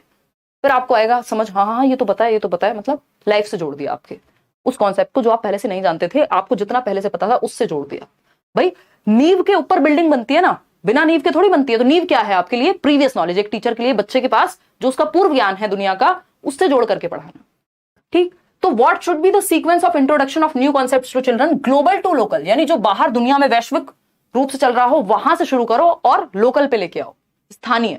भाई पहले मुझे अपने आसपास आस पड़ोस का ज्यादा पता होगा या दुनिया में क्या चल रहा है पहले उसका पता होगा। तो आप लोकल टू ग्लोबल जाते हैं, यानी बच्चे के आसपास से, यानी उसके परिवेश से दुनिया की तरफ जाते हैं, नोन टू अननोन जाते हैं, ग्लोबल टू लोकल नहीं आते। अमेरिका तो तब पता होगा, बराबर में क्या चल रहा है वो तो पता नहीं है। तो बराबर वाला जो पता होगा, संभावना ये ज्यादा है कि बच्चे को आसपास की चीज पहले ज्यादा पता होगी, क्योंकि वो पार्क में जाता होगा, कुछ आसपास देखता होगा, है ना। तो वो लोकल से आप ग्लोबल जाते हैं, पास से दूर जाते हैं, दूर से पास नहीं। ठीक है ना, कहीं और मतलब आ जाना, इस कॉन्सेप्ट को जनरलाइज नहीं करना, यहीं की बात हो रही है। एब्स्ट्रैक्ट टू कॉन्क्रीट, हमेशा कॉन्क्रीट टू एब्स्ट्रैक्ट जाते हैं, मूर्त से अमूर्त। पहले वो चीज जिसको टच और फील किया जा सके। जब आपको 2 सेब का उदाहरण दिया जाता था बचपन में कि एक सेब था, एक और आ गया, एक पेंसिल थी, एक और आ गई, 2 हो गए, क्या है ये? मूर्त है। फिर आपको कह दिया गया 89 पेंसिल थी और 89 को जोड़ दो किसके साथ? 29 के साथ, क्या है ये? कुछ ना कुछ अमूर्त हो गया, अगर वर्बली ही कह दिया तो पहले जो चीज सामने है, जिसको टच फील किया जा सकता है, देखा जा सकता है, उससे शुरू करते हैं, फिर अमूर्त कॉन्सेप्ट के बारे में पढ़ाते हैं। Application based to conceptual understanding, जो कॉन्सेप्ट सिखाया है उसका एप्लीकेशन कैसे करना है, उल्टा चलते हैं यहाँ पे। ऐसा नहीं है, पहले कॉन्सेप्चुअल से एप्लीकेशन बेस्ड की तरफ जाते हैं। थोड़ा सा कॉन्सेप्ट पता होगा तब तो अप्लाई करोगे। फैमिलियर टू अनफैमिलियर, ये बेटर है। ये तीनों ही यहां गलत दिए हुए हैं, उल्टे दिए हुए हैं, ऑपोजिट दिए हुए हैं। ठीक, तो सी ऑप्शन है जो कि आप सही बता रहे हैं 46% लोग, जो कि कतई गलत है ना। ऑफिशियल आंसर की क्या कहती है? फैमिलियर टू अनफैमिलियर, और कॉमन सेंस भी यही कहता है कि फैमिलियर टू अनफैमिलियर। फैमिलियर क्या होता है? जिससे आपका परिचय हो, जिसको आप जानते हो। एक पार्टी में गए हैं, 500 लोग हैं, 500 लोगों में से आप 2 लोगों को जानते हैं या एक व्यक्ति को जानते हैं, आप पहले उसी के पास जाते हैं, चाहे कम ही जानते हो, लेकिन जिसको बाकी लोगों की अपेक्षा ज्यादा जानते हैं, वहां से शुरू करके फिर आप बाकी नए दोस्त बनाते हैं। एक उदाहरण हो सकता है। फैमिलियर टू अनफैमिलियर क्या है? जो आप जिससे परिचित हैं उससे अपरिचित की तरफ जाते हैं, जो नहीं जानते हैं। परिचित क्या हो सकता है? आपका गली मोहल्ला, आपका गांव, फिर उसके बाहर आप जाते हैं शहर या आसपास की दुनिया में। तो परिचित से अपरिचित के हिसाब से जाया जाता है। बेसिकली ये वैसी सी बात है कि पास के आदमी से पूछोगे ना रास्ता, जो वहां रहता होगा, अमेरिका वाले से थोड़ी पूछोगे फोन करके बताना यहां से क्या रास्ता है। फैमिलियर होना चाहिए टॉपिक, जितना वो जानता है। नोन टू अननोन कहते हैं इस प्रिंसिपल को या इस मैक्सिम को टीचिंग के, ज्ञात से अज्ञात की ओर। नोन टू अननोन, यानी पहले जो बच्चे को आता है, जो उसकी प्रीवियस नॉलेज है, ओल्ड नॉलेज से नई नॉलेज को कनेक्ट करते हैं। फैमिलियर टू अनफैमिलियर जाते हैं। इसको 36 तरीके से लैंग्वेज बदल के पूछा जा सकता है। ओल्ड टू न्यू कहेंगे, या प्रीवियस नॉलेज से न्यू नॉलेज को ऐड कर रहे हैं। तो ये एक बेसिक तरीका है। अपरिचित से परिचित लिखा है हिंदी में, हाँ ये हिंदी में फिर गड़बड़ है।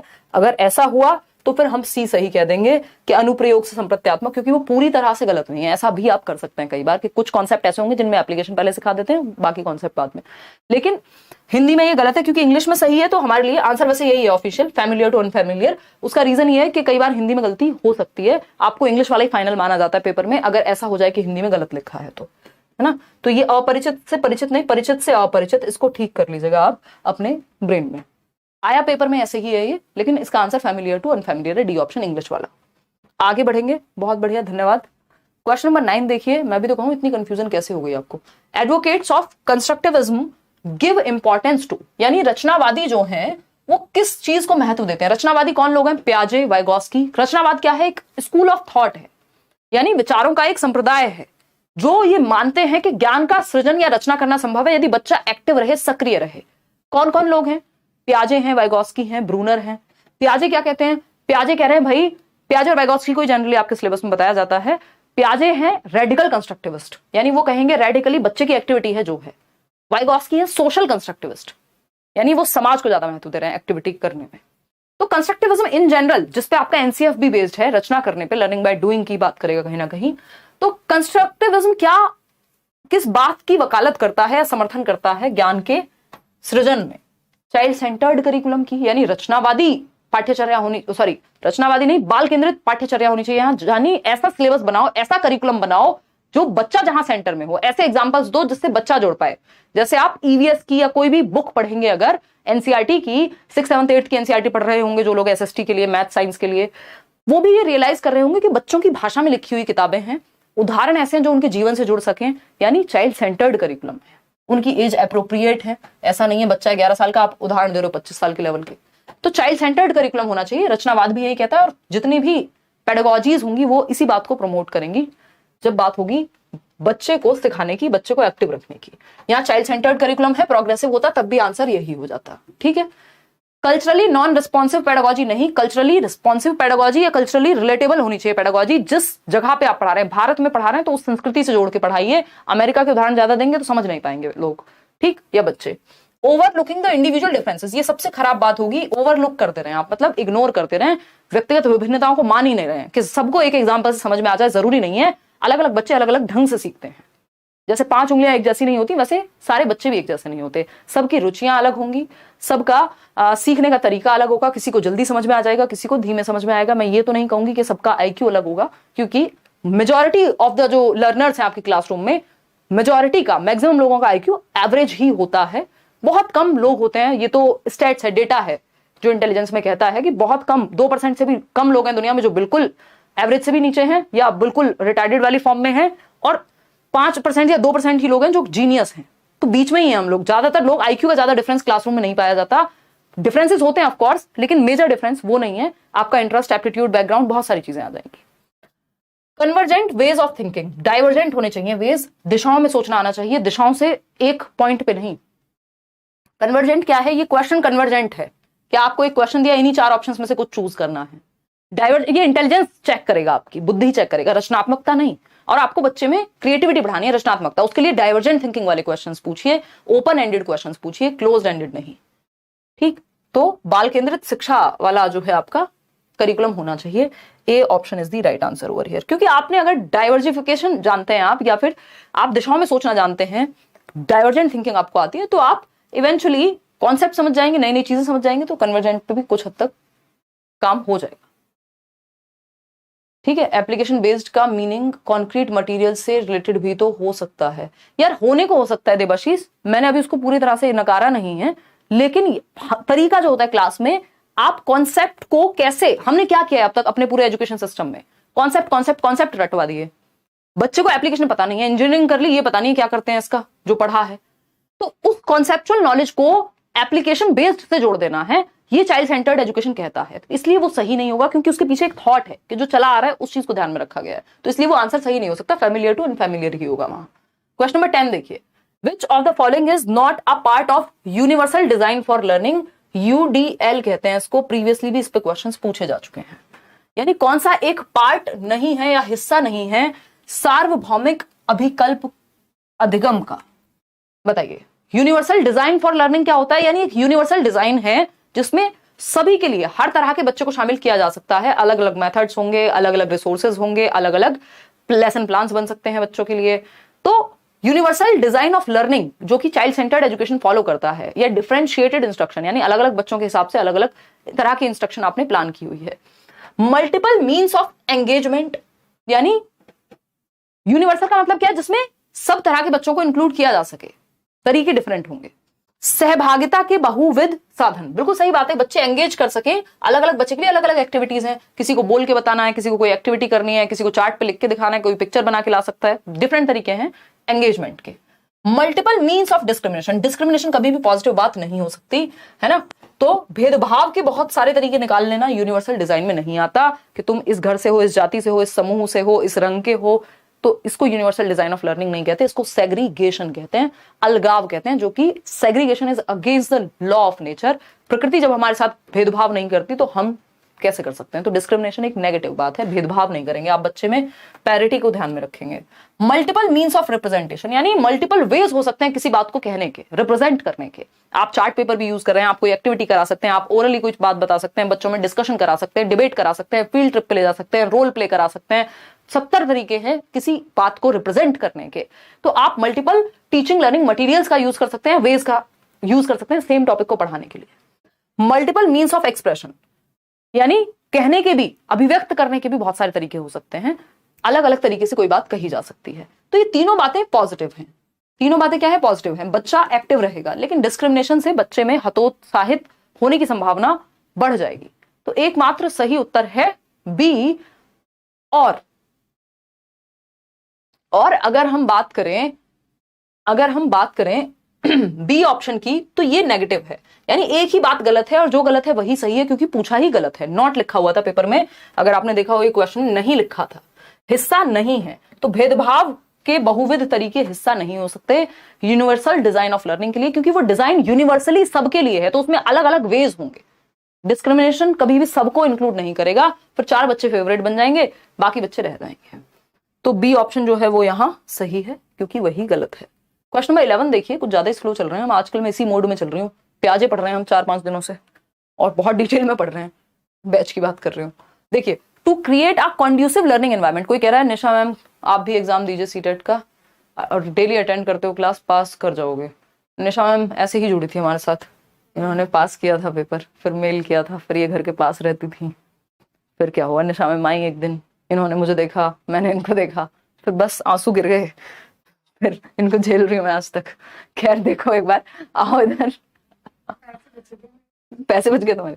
अच्छा हाँ, उस टाइम पे इसने कोचिंग नहीं ली थी, इनके पूरे ग्रुप ने सीटेट किया था और इनके ग्रुप मेंबर्स ने भी मेल किया था, एक पूरी अलग कहानी है। और लेकिन वो बाय चांस मैंने निशा का ही मेल देखा उस समय, और उस समय तो वहाँ घर वाला स्टूडियो था, नीचे शिफ्ट किया हुआ था, पूरा एकदम एक्सट्रीमली अनऑर्गेनाइज्ड, और अनऑर्गेनाइज्ड क्या चीजें इतनी थी, रूम एक था। देखिए खैर आगे बढ़ेंगे और समझते हैं क्या कहानी है। आपने मुझे ऐसे नॉस्टैल्जिया दे दिया, कई साल पुरानी बात, 2019 ना। हाँ देखो एक बार, मतलब ये हमसे फ्री पढ़ के और कहीं और लगे हुए थे पैसे देके। देखो एक बार सीटेट वीटेट करके इनका ग्रुप देखिए, ए ऑप्शन 93% लोग कह रहे हैं। To create a conducive learning environment, a teacher should, यानी कि एक अनुकूल समर्थित सीखने का वातावरण बनाने के लिए एक शिक्षक को क्या करना चाहिए, यानी समृद्ध वातावरण बनाना है, सुगम वातावरण बनाना है, जहां बच्चे बेहतर हो सकें, आगे बढ़ सकें, एक ऐसा एनवायरनमेंट जो पॉजिटिव हो। भाई जिस घर में हर टाइम शोर मचता हो, आप क्यों जाते हैं, बहुत सारे लोग लाइब्रेरी जाते हैं पढ़ने, कि घर में इतना शोर है, कभी मम्मी बुला लेती है सब्जी ले आओ, फलाना कर दो, ये कर दो, मक्खी मार दो, है ना, मतलब कुछ भी हो सकता है। तो वहां कॉन्ड्यूसिव एनवायरनमेंट नहीं है लर्निंग का। लाइब्रेरी क्या हुआ, एक कॉन्ड्यूसिव एनवायरनमेंट हो गया, सब पढ़ रहे हैं बैठ के, किसी का फोन बज जाए तो सब आंखें निकाल के देखते हैं एक दूसरे की तरफ, मतलब कॉन्ड्यूसिव एनवायरनमेंट है वो। एनवायरनमेंट आपको समृद्ध एनवायरनमेंट मिल रहा है वहां, जो आपको आगे बढ़ाएगा। तो to create a conducive learning environment, a teacher should, ऐसे ही टीचर को एक अच्छा एनवायरनमेंट क्रिएट करना है। बताइए क्या होगा। फोस्टर कोलैबोरेशन अमंग स्टूडेंट्स, आपको देख लेना बच्चा सबसे ज्यादा एक्टिव किस ऑप्शन में, यहां कहीं तो होगा ही ना। कोलैबोरेशन का मतलब है एक दूसरे को के सहयोग की बात करें, एक दूसरे के साथ कुछ सीख रहे हैं, ग्रुप में सीख रहे हैं, बात तो सही है। Have very low expectations from students, एक बात आपको ध्यान रखनी है, टीचर की जो एक्सपेक्टेशंस हैं बच्चे से, वो उसकी परफॉर्मेंस को अफेक्ट करती हैं, प्रभावित करती हैं। यदि आप बच्चे से लो एक्सपेक्टेशन रखेंगे तो वो खुद से भी लो ही रखने लग जाएगा एक्सपेक्टेशन। तो आपको बच्चे से ठीक ठाक एक्सपेक्टेशन रखनी चाहिए, हाई एक्सपेक्टेशन रखनी चाहिए, कोई दिक्कत नहीं है उससे, और उसको कहना चाहिए तुम में क्षमता है, तुम कर लोगे, जिस चीज में उसमें कुछ करने की क्षमता हो उस चीज पे और बढ़ावा देना चाहिए। ये नहीं कि तुमसे तो हो ही ना पाएगा, ऐसे बहुत सारे टीचर्स हैं और खतरनाक हैं वो, लेकिन बहुत अच्छे टीचर्स भी हैं। तो have very low expectations from students, जी नहीं।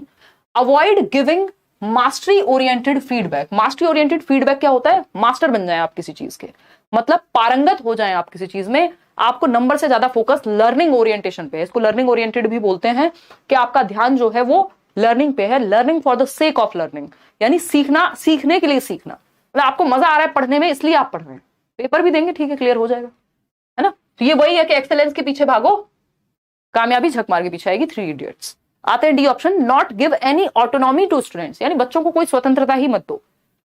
भाई स्वतंत्रता तो देनी पड़ेगी, बच्चे को एक्टिव रखना पड़ेगा, बच्चे को पैसिव नहीं रख सकते आप, कि उसको कोई भी उसका चॉइस का या उसका कोई मन की बात कुछ कहने नहीं दे रहे हो, कोई ऑटोनॉमी नहीं है, कोई एक्सपेरिमेंट वो खुद से कर ही नहीं सकता है, तो ये बात भी गलत हो गई। तो कोलैबोरेशन एकमात्र पॉजिटिव बात है जहां बच्चा एक्टिव है, कि बच्चे सहयोग करके ग्रुप में 4 चीजें सीखेंगे एक दूसरे से, सोशलाइजेशन अच्छा होगा, सामाजिकरण। क्वेश्चन नंबर 12 देखिएगा, अ टीचर शुड एनकरेज हर स्टूडेंट्स टू, यानी एक टीचर को अपने बच्चों को किस चीज के लिए प्रोत्साहित करना चाहिए। फास्ट चलो फास्ट करते हैं, 1 2 3 स्टार्ट। चलिए, अंडरस्टैंड एंड प्रोसेस, अब इजी क्वेश्चन है ना, एक अध्यापिका द्वारा विद्यार्थियों को किसके लिए अभिप्रेरित करना चाहिए, क्यों मोटिवेट करे, किस चीज के लिए मोटिवेट करे टीचर, जल्दी बताओ। 50% लोग ए कह रहे हैं। Understand and process meaning of content being taught, rote memorisation, जी नहीं। Copy of the content passively, वो भी 2 negative word. Find solutions of problems through a fixed method. ना ना ना ना ना मुन्ना ना, फिक्स्ड नहीं, फ्लेक्सिबल होने चाहिए मेथड्स, रिजिड नहीं, फिक्स्ड नहीं होने चाहिए। पढ़ाई गई विषय वस्तु को समझने और अर्थ ग्रहण करने हेतु हेल्प करनी चाहिए, एनकरेज करना चाहिए कि जो सिखाया गया है उसको वो सीखा है या नहीं है उस तरफ बढ़ावा देंगे। ए option is the right answer. Question number 13 देख लीजिए जरा। Children construct further knowledge on the basis of, यानी जो बच्चे हैं वो फर्दर नॉलेज कैसे कंस्ट्रक्ट करेंगे, मतलब बच्चे निम्न में से किस आधार पर अगले ज्ञान का निर्माण करते हैं, यानी नया किस आधार पर सीखेंगे, पुराने के आधार पे। कितना आसान सा सवाल है। What is irrelevant for them, जो इररेलेवेंट है, जो अप्रासंगिक है, जिसका पता ही नहीं है उन्हें, जो इररेलेवेंट है उसके बेसिस पे कैसे सिखाओगे भाई। What is already understood by them, यानी जो उनका एग्जिस्टिंग नॉलेज है, जो वर्तमान ज्ञान है, जो प्रीवियस नॉलेज है, जो ओल्ड नॉलेज है, जो वो जानते हैं, जो उनको ऑलरेडी समझ आ गया है, उसके बेस पे आप उनको आगे नया सिखाते हैं। Known to unknown, familiar to unfamiliar, ज्ञात से अज्ञात की ओर जाते हैं। ठीक, कंप्लीटली एलियन चीजें नहीं सिखाई जाती कि उनको पता ही नहीं है जिस बात का, अचानक से वो पढ़ाना शुरू कर दिया जिसका बीच में कोई जिक्र ही नहीं था, ना कोई प्रीवियस नॉलेज है। बियॉन्ड देयर कॉग्निटिव लेवल्स, देखो जो संज्ञानात्मक स्तर है यानी उनकी समझ का स्तर, कॉग्निटिव का मतलब क्या है, जो भी उनके दिमाग में थिंकिंग, रीजनिंग, प्रॉब्लम सॉल्विंग, जो भी उनका आज का लेवल है दिमाग का, मेंटल एबिलिटी है, उससे बहुत दूर। तो आपसे अगर मैं एकदम इतनी कठिन भाषा में बात करने लग जाऊं कि जो आपको पता ही नहीं है, वो उसके बहुत दूर जाने पे क्या होगा, आप कनेक्ट नहीं कर पाएंगे। तो कनेक्ट नहीं कर पाएंगे, क्या हो जाएगा, कोई मतलब नहीं हुआ उस बात का। तो कॉग्निटिव लेवल के बहुत हल्का सा ऊपर लेके जाना होता है लेवल। स्टीफन क्रेशन की जो आप वो हाइपोथेसिस पढ़ते हैं, +1 करना होता है, बियॉन्ड या फार बियॉन्ड नहीं जाना होता। हल्का सा टिपिकल करना होता है कि थोड़ा सा चैलेंजिंग भी रहे और थोड़ा सा आपको समझ भी आता रहे। तो B option is the only right answer over here, कि हमको जो बच्चे को ऑलरेडी आता है उसके बेसिस पे कनेक्ट करना है। क्वेश्चन नंबर 14 देखिए फटाफट से। Learner centred approach involves, learner centred मतलब चाइल्ड सेंटर्ड, यानी लर्नर सेंटर में है, बच्चा सेंटर में है ना, चाइल्ड सेंटर्ड अप्रोच है। फटाफट से बताइए। और आज के समय में हम यही अप्रोच लागू करते हैं।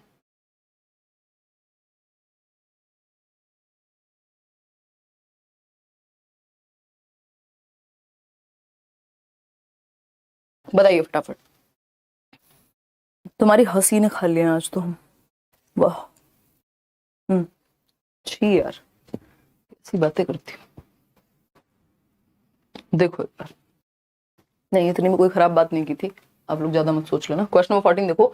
Learner centred approach involves methods where learners own initiative and efforts are involved in learning, यानी बच्चा एक्टिव है भाई। ऐसी चाइल्ड सेंटर्ड किसको कहेंगे, वो विधियां जहां शिक्षार्थियों की स्वयं की पहल और प्रयास, यानी बच्चे इनिशिएट कर रहे हो, बच्चे एक्टिव हों। बात सही है।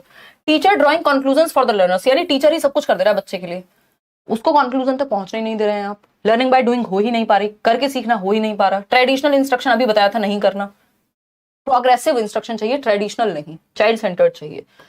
टेक्स्ट बुक इज सेंटर, नहीं नहीं नहीं, बच्चा सेंटर, एक्टिव होना चाहिए बच्चा। ए option is the only right answer over here, जो कि आप लोग सही उत्तर दे भी रहे हैं 92% लोग। क्वेश्चन नंबर 15 देखिए, और हैं कुछ 10-12 सवाल। क्वेश्चन नंबर 15 है, teachers should convey their beliefs to the students that ability is, ये बताया था मैंने इन बिटवीन के शिक्षकों को छात्रों को अपने विश्वास से अवगत कराना चाहिए कि क्षमता क्या है, यानी एक ऐसा बिलीफ, क्योंकि जो बिलीफ है वो बहुत बड़ा रीजन है आपके कुछ अच्छा करने के पीछे भी और बुरा करने के पीछे भी। कि अगर आपने मान लिया है कि ये बहुत क्लीशेड लाइन हो चुकी है, इंटरनेट पे बहुत फैल चुकी है ना, कि आप मान लो या ठान लो तो क्या नहीं कर सकते एंड ऑल, बट ये सच भी है। ये आपकी पेडागोजिकल वेज यूज करते हैं इस चीज को। धन्यवाद हिमाली, है ना। ये पेडागोजी आपकी कहती है, ये थियरीज आपकी कहती हैं कि जो आपका बिलीफ सिस्टम है, यानी जो आपका मानसिक सेट है, मेंटल सेट है, वो बिलीफ्स आपके क्या करते हैं, आपकी लर्निंग को प्रभावित करते हैं। अगर आपको लगता है कि यार मैं कर लूंगा, सीख लूंगा, तो कर ही जाएंगे, फिर आप उस तरह के एफर्ट डालेंगे। तो शिक्षकों को छात्रों को अपने विश्वास से अवगत कराना चाहिए कि बेटा एबिलिटी जो है, क्षमता जो है, वो क्या होती है, इंक्रीमेंटल होती है, यानी उसको बढ़ाया जा सकता है। ऐसा नहीं है कि कोई व्यक्ति है जो वो बोलते हैं ना, कई लोग, आपने ये एग्जांपल बहुत बार सुना होगा कि यार क्या हो गया, ड्राइविंग है मान लो, सीख लेंगे, कोई पेट से सीख के थोड़ी आता है। इंग्लिश है मान लीजिए, लैंग्वेज है ना, स्किल है, सीखी जा सकती है, यानी एबिलिटी इंक्रीमेंटल है, आप अपनी क्षमताओं को बढ़ा सकते हैं, बस मेहनत नहीं हो पाती बहुत सारे लोगों से। तो अनकंट्रोलेबल है ऐसा नहीं है, फिक्स्ड है ऐसा नहीं, एबिलिटी फिक्स्ड नहीं होती, इंक्रीमेंटल होती है। Entirely dependent on external factors, तो एक्सटर्नल फैक्टर्स पे जो चीज आप ये कहेंगे यार ये तो जो हेरिडिटी से मिल गया वही है, या ये तो मेरे पास पैसे नहीं थे, जिनके पास पैसे हैं वही सीख सकते हैं, तो ये फैक्टर्स कुछ हद तक शायद सही भी हो, लेकिन ये आपके कंट्रोल में नहीं है। तो एक्सटर्नल फैक्टर्स तो आप कंट्रोल कर ही नहीं सकते, फिर उस बात पे क्यों सोचना कि पेपर ऑफलाइन हो गया कि ऑनलाइन हो गया। आप क्या कर सकते हैं वो देखेंगे। तो एबिलिटी इंक्रीमेंटल है भाई, ऑनलाइन हो ऑफलाइन हो मैं सीख सकता हूं, बात खत्म, सीख लेंगे। ठीक, तो C option is the right answer. Ability fixed नहीं मानी जाती साइकोलॉजी में या पेडागोजी में। क्वेश्चन नंबर 16 देखिए एक बार, क्या कहता है ये, विच of the following aspect should be promoted by a teacher among her students, यानी किस पक्ष को प्रमोट किया जाना चाहिए, किस पहलू को बढ़ावा दिया जाना चाहिए एक टीचर के द्वारा। पैसिव इमिटेशन को, इमिटेशन होता है नकल करना, और वो भी पैसिव यानी निष्क्रिय, बस रट्टे लगा लो, जो दिखाया गया उसको रट लो, लिख लो चुपचाप से। रोट मेमोराइजेशन आपको पता ही है, रटंत विद्या चलंत नहीं। मीनिंगफुल और रोट लर्निंग दो प्रकार होते हैं लर्निंग के। मीनिंगफुल क्या है, जो अर्थपूर्ण हो, जो आपके जीवन से जुड़े, जो रियल लाइफ से जुड़ी हुई हो, जिसमें आप एक्टिव हो, सक्रिय हो, यानी बच्चा। रोट लर्निंग, पैसिव इमिटेशन, ये सब क्या है, ये रट्टाफिकेशन है। तो इसमें वही चतुर रामलिंगम वाला हाल होगा फिर, जो वो स्पीच दी थी उन्होंने 3 इडियट्स में। नॉलेज कंस्ट्रक्शन, बिल्कुल सही बात है कि बच्चा ज्ञान को कंस्ट्रक्ट कर सकता है, हाई कॉम्पिटिशन नहीं, कोऑपरेशन कोलैबोरेशन को बढ़ाना है। तो नॉलेज कंस्ट्रक्शन, ज्ञान निर्माण को बढ़ावा देना है। क्वेश्चन नंबर 17 देखिएगा, चिल्ड्रन लर्न बेस्ट बाय, यानी कि बच्चे सबसे बेहतर तरीके से कैसे सीखते हैं, जहां वो एक्टिव होंगे। सिंपल, सरल, सुंदर, सस्ता, टिकाऊ जवाब। पैसिव इमिटेशन अगेन नेगेटिव है। ड्रिल एंड प्रैक्टिस, इसको कई लोग बहुत अच्छा मान लेते हैं बट ये है नहीं। रोट मेमोराइजेशन पहले ही साइड हो गया। अब ए है या बी है, परसों दे देती मैडम, पोल चला जाता आराम से, कोई बात नहीं, है ना, हिसाब है, हो जाएगा, महीने में कर देना, कोई बात नहीं, दे देना मैम, आप ले जाइए, बाद में पैसे आ जाएंगे। यही किया है तुमने, वो क्वेश्चन आज करा दिया, पोल कल आया है, कोई बात नहीं, नींद आ गई होगी। देखिए कोई कह रहा है जिसके सीटेट में मैक्सिमम मार्क्स आए उसको आईफोन 14 प्रो गिफ्ट कर देना।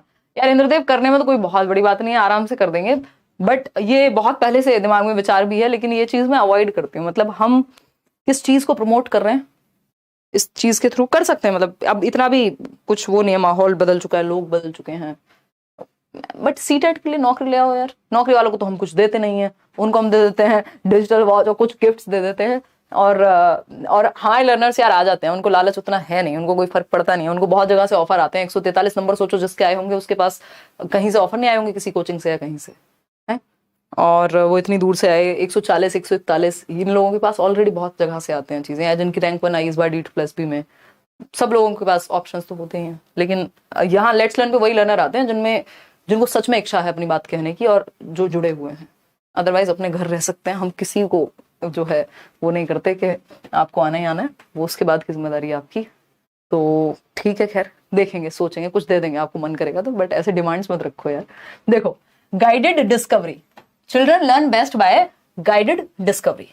खोजी अधिगम को बढ़ावा देना चाहिए, वो सबसे बेहतर तरीके से तभी सीखेंगे जब उनको अन्वेषण का मौका मिल रहा हो, खोज करने का मौका मिल रहा हो। और गाइडेड मतलब टीचर या कोई भी जो व्यक्ति उनसे ज्यादा जानता है उनको थोड़ा सा गाइड कर दे वहां पे, तो असिस्टेंस मिल जाएगी। ड्रिल एंड प्रैक्टिस यहाँ सही तरीका नहीं होगा, क्योंकि बच्चा ड्रिल एंड प्रैक्टिस में क्या होता है, 2 एकम 2, 2 दूनी 4, एक चीज को 10 बार लिखो फिर प्रैक्टिस करो, तो इसमें रट्टाफिकेशन थोड़ा सा उधर चला जाता है। इसमें एक्टिव कम है बच्चा, रट्टाफिकेशन बेशक ना हो लेकिन एक्टिव कम है, तो उसको उतना पॉजिटिव नहीं मानते, लेकिन काम चलाया जा सकता है, आता ही नेगेटिव सेंस में ही है जो ड्रिल एंड प्रैक्टिस है। तो गाइडेड लर्निंग या गाइडेड डिस्कवरी, अन्वेषण खोज करने का मौका जहां मिले बच्चे को। क्वेश्चन नंबर 18 है, इसमें एक ही क्वेश्चन आया है असर्शन और रीजनिंग वाला, और ये ऑफलाइन में भी आ सकते हैं इस तरह क्वेश्चन, कोई बड़ी बात नहीं अगर ये ऑफलाइन में भी पूछ लें अब असर्शन और रीजनिंग, क्योंकि पैटर्न थोड़ा सा इन्होंने पहले से ही परिवर्तित कर दिया है। तो समझते हैं कहानी क्या है। असर्शन है, school should emphasise on mere reproduction of materials learned, यानी विद्यालयों को केवल सीखी गई सामग्रियों के पुनरुत्पादन पर जोर देना चाहिए। यानी जो सीख लिया है उसका रट्टाफिकेशन, उसको उगल दो जाकर के पेपर में जो रटा है। रीजन क्या है इसका, memory is neither constructive nor interpretative, यानी जो आपकी मेमोरी है, मेमोरी यानी स्मृति, ईरानी नहीं नॉर्मल स्मृति, जो आपकी मेमोरी है वो कंस्ट्रक्टिव ना ही वो कंस्ट्रक्टिव होती है, ना ही वो इंटरप्रेटेटिव होती है। यानी ना तो उसमें इंटरप्रिटेशन संभव है, उससे कुछ आप ना कंक्लूजन निकाल सकते हो, ना इंटरप्रिटेशन निकाल सकते हो, और ना ही वो कंस्ट्रक्टिव होती है, यानी कुछ नया सृजन करने में आपको मदद नहीं करती है। बताइए, सब अलग अलग जवाब दे रहे हैं इसका। देखिए both A and R are true. देखिए ए कभी सही नहीं हो सकता क्योंकि ये रटने पे बात कर रहे हैं, रोट लर्निंग की बात हो रही है, मियर रिप्रोडक्शन ऑफ लर्न मटेरियल, जो सीख लिया उसको उगल दो, तो ये तो फॉल्स है 200%। तो जहां भी ए सही है वो गलत है। Both A and R are true नहीं हो सकता, ए सही हो ही नहीं सकता, कैसे हो जाएगा भाई, है both A and R are true नहीं, A is true but R is false. ये तो और खराब है। Both A and R are false. अब मजबूरी हो जाती है कि हमें आर को फॉल्स मानना ही पड़ेगा, अदरवाइज चांसेस थे कि आर पूरी तरह से गलत नहीं था, क्योंकि ऐसा नहीं है कि मेमोरी कंस्ट्रक्टिव नहीं हो सकती। भाई अगर मुझे मान लीजिए मैंने पढ़ा ही नहीं, मेरे दिमाग में कुछ है ही नहीं, मेरी मेमोरी में कुछ है ही नहीं, तो मैं कैसे समझाऊं आपको, किस चीज से समझाऊं? तो मेमोरी ऐसा नहीं है कि हमेशा जो है खराब चीज है, नीदर कंस्ट्रक्टिव नॉर इंटरप्रेटेटिव, कि ना तो कंस्ट्रक्टिव होती है ना इंटरप्रेटेटिव होती है, ये कहना बहुत सही नहीं होगा। बट यहाँ ऑप्शन हमारे पास कोई और है नहीं, और बोर्ड ने भी यही माना है फिर। और उसका रीजन ये है ना कि ऐसा कोई ऑप्शन नहीं दिया जहां पे आर सही हो ए गलत हो, कोई ऑप्शन ऐसा है ही नहीं। तो इस कॉन्टेक्स्ट में सही नहीं है ये बात। वैसे अपने आप इंडिपेंडेंटली ये सही हो सकती थी, बट रीजन की फॉर्म में सही नहीं है। तो D option is the right answer over here.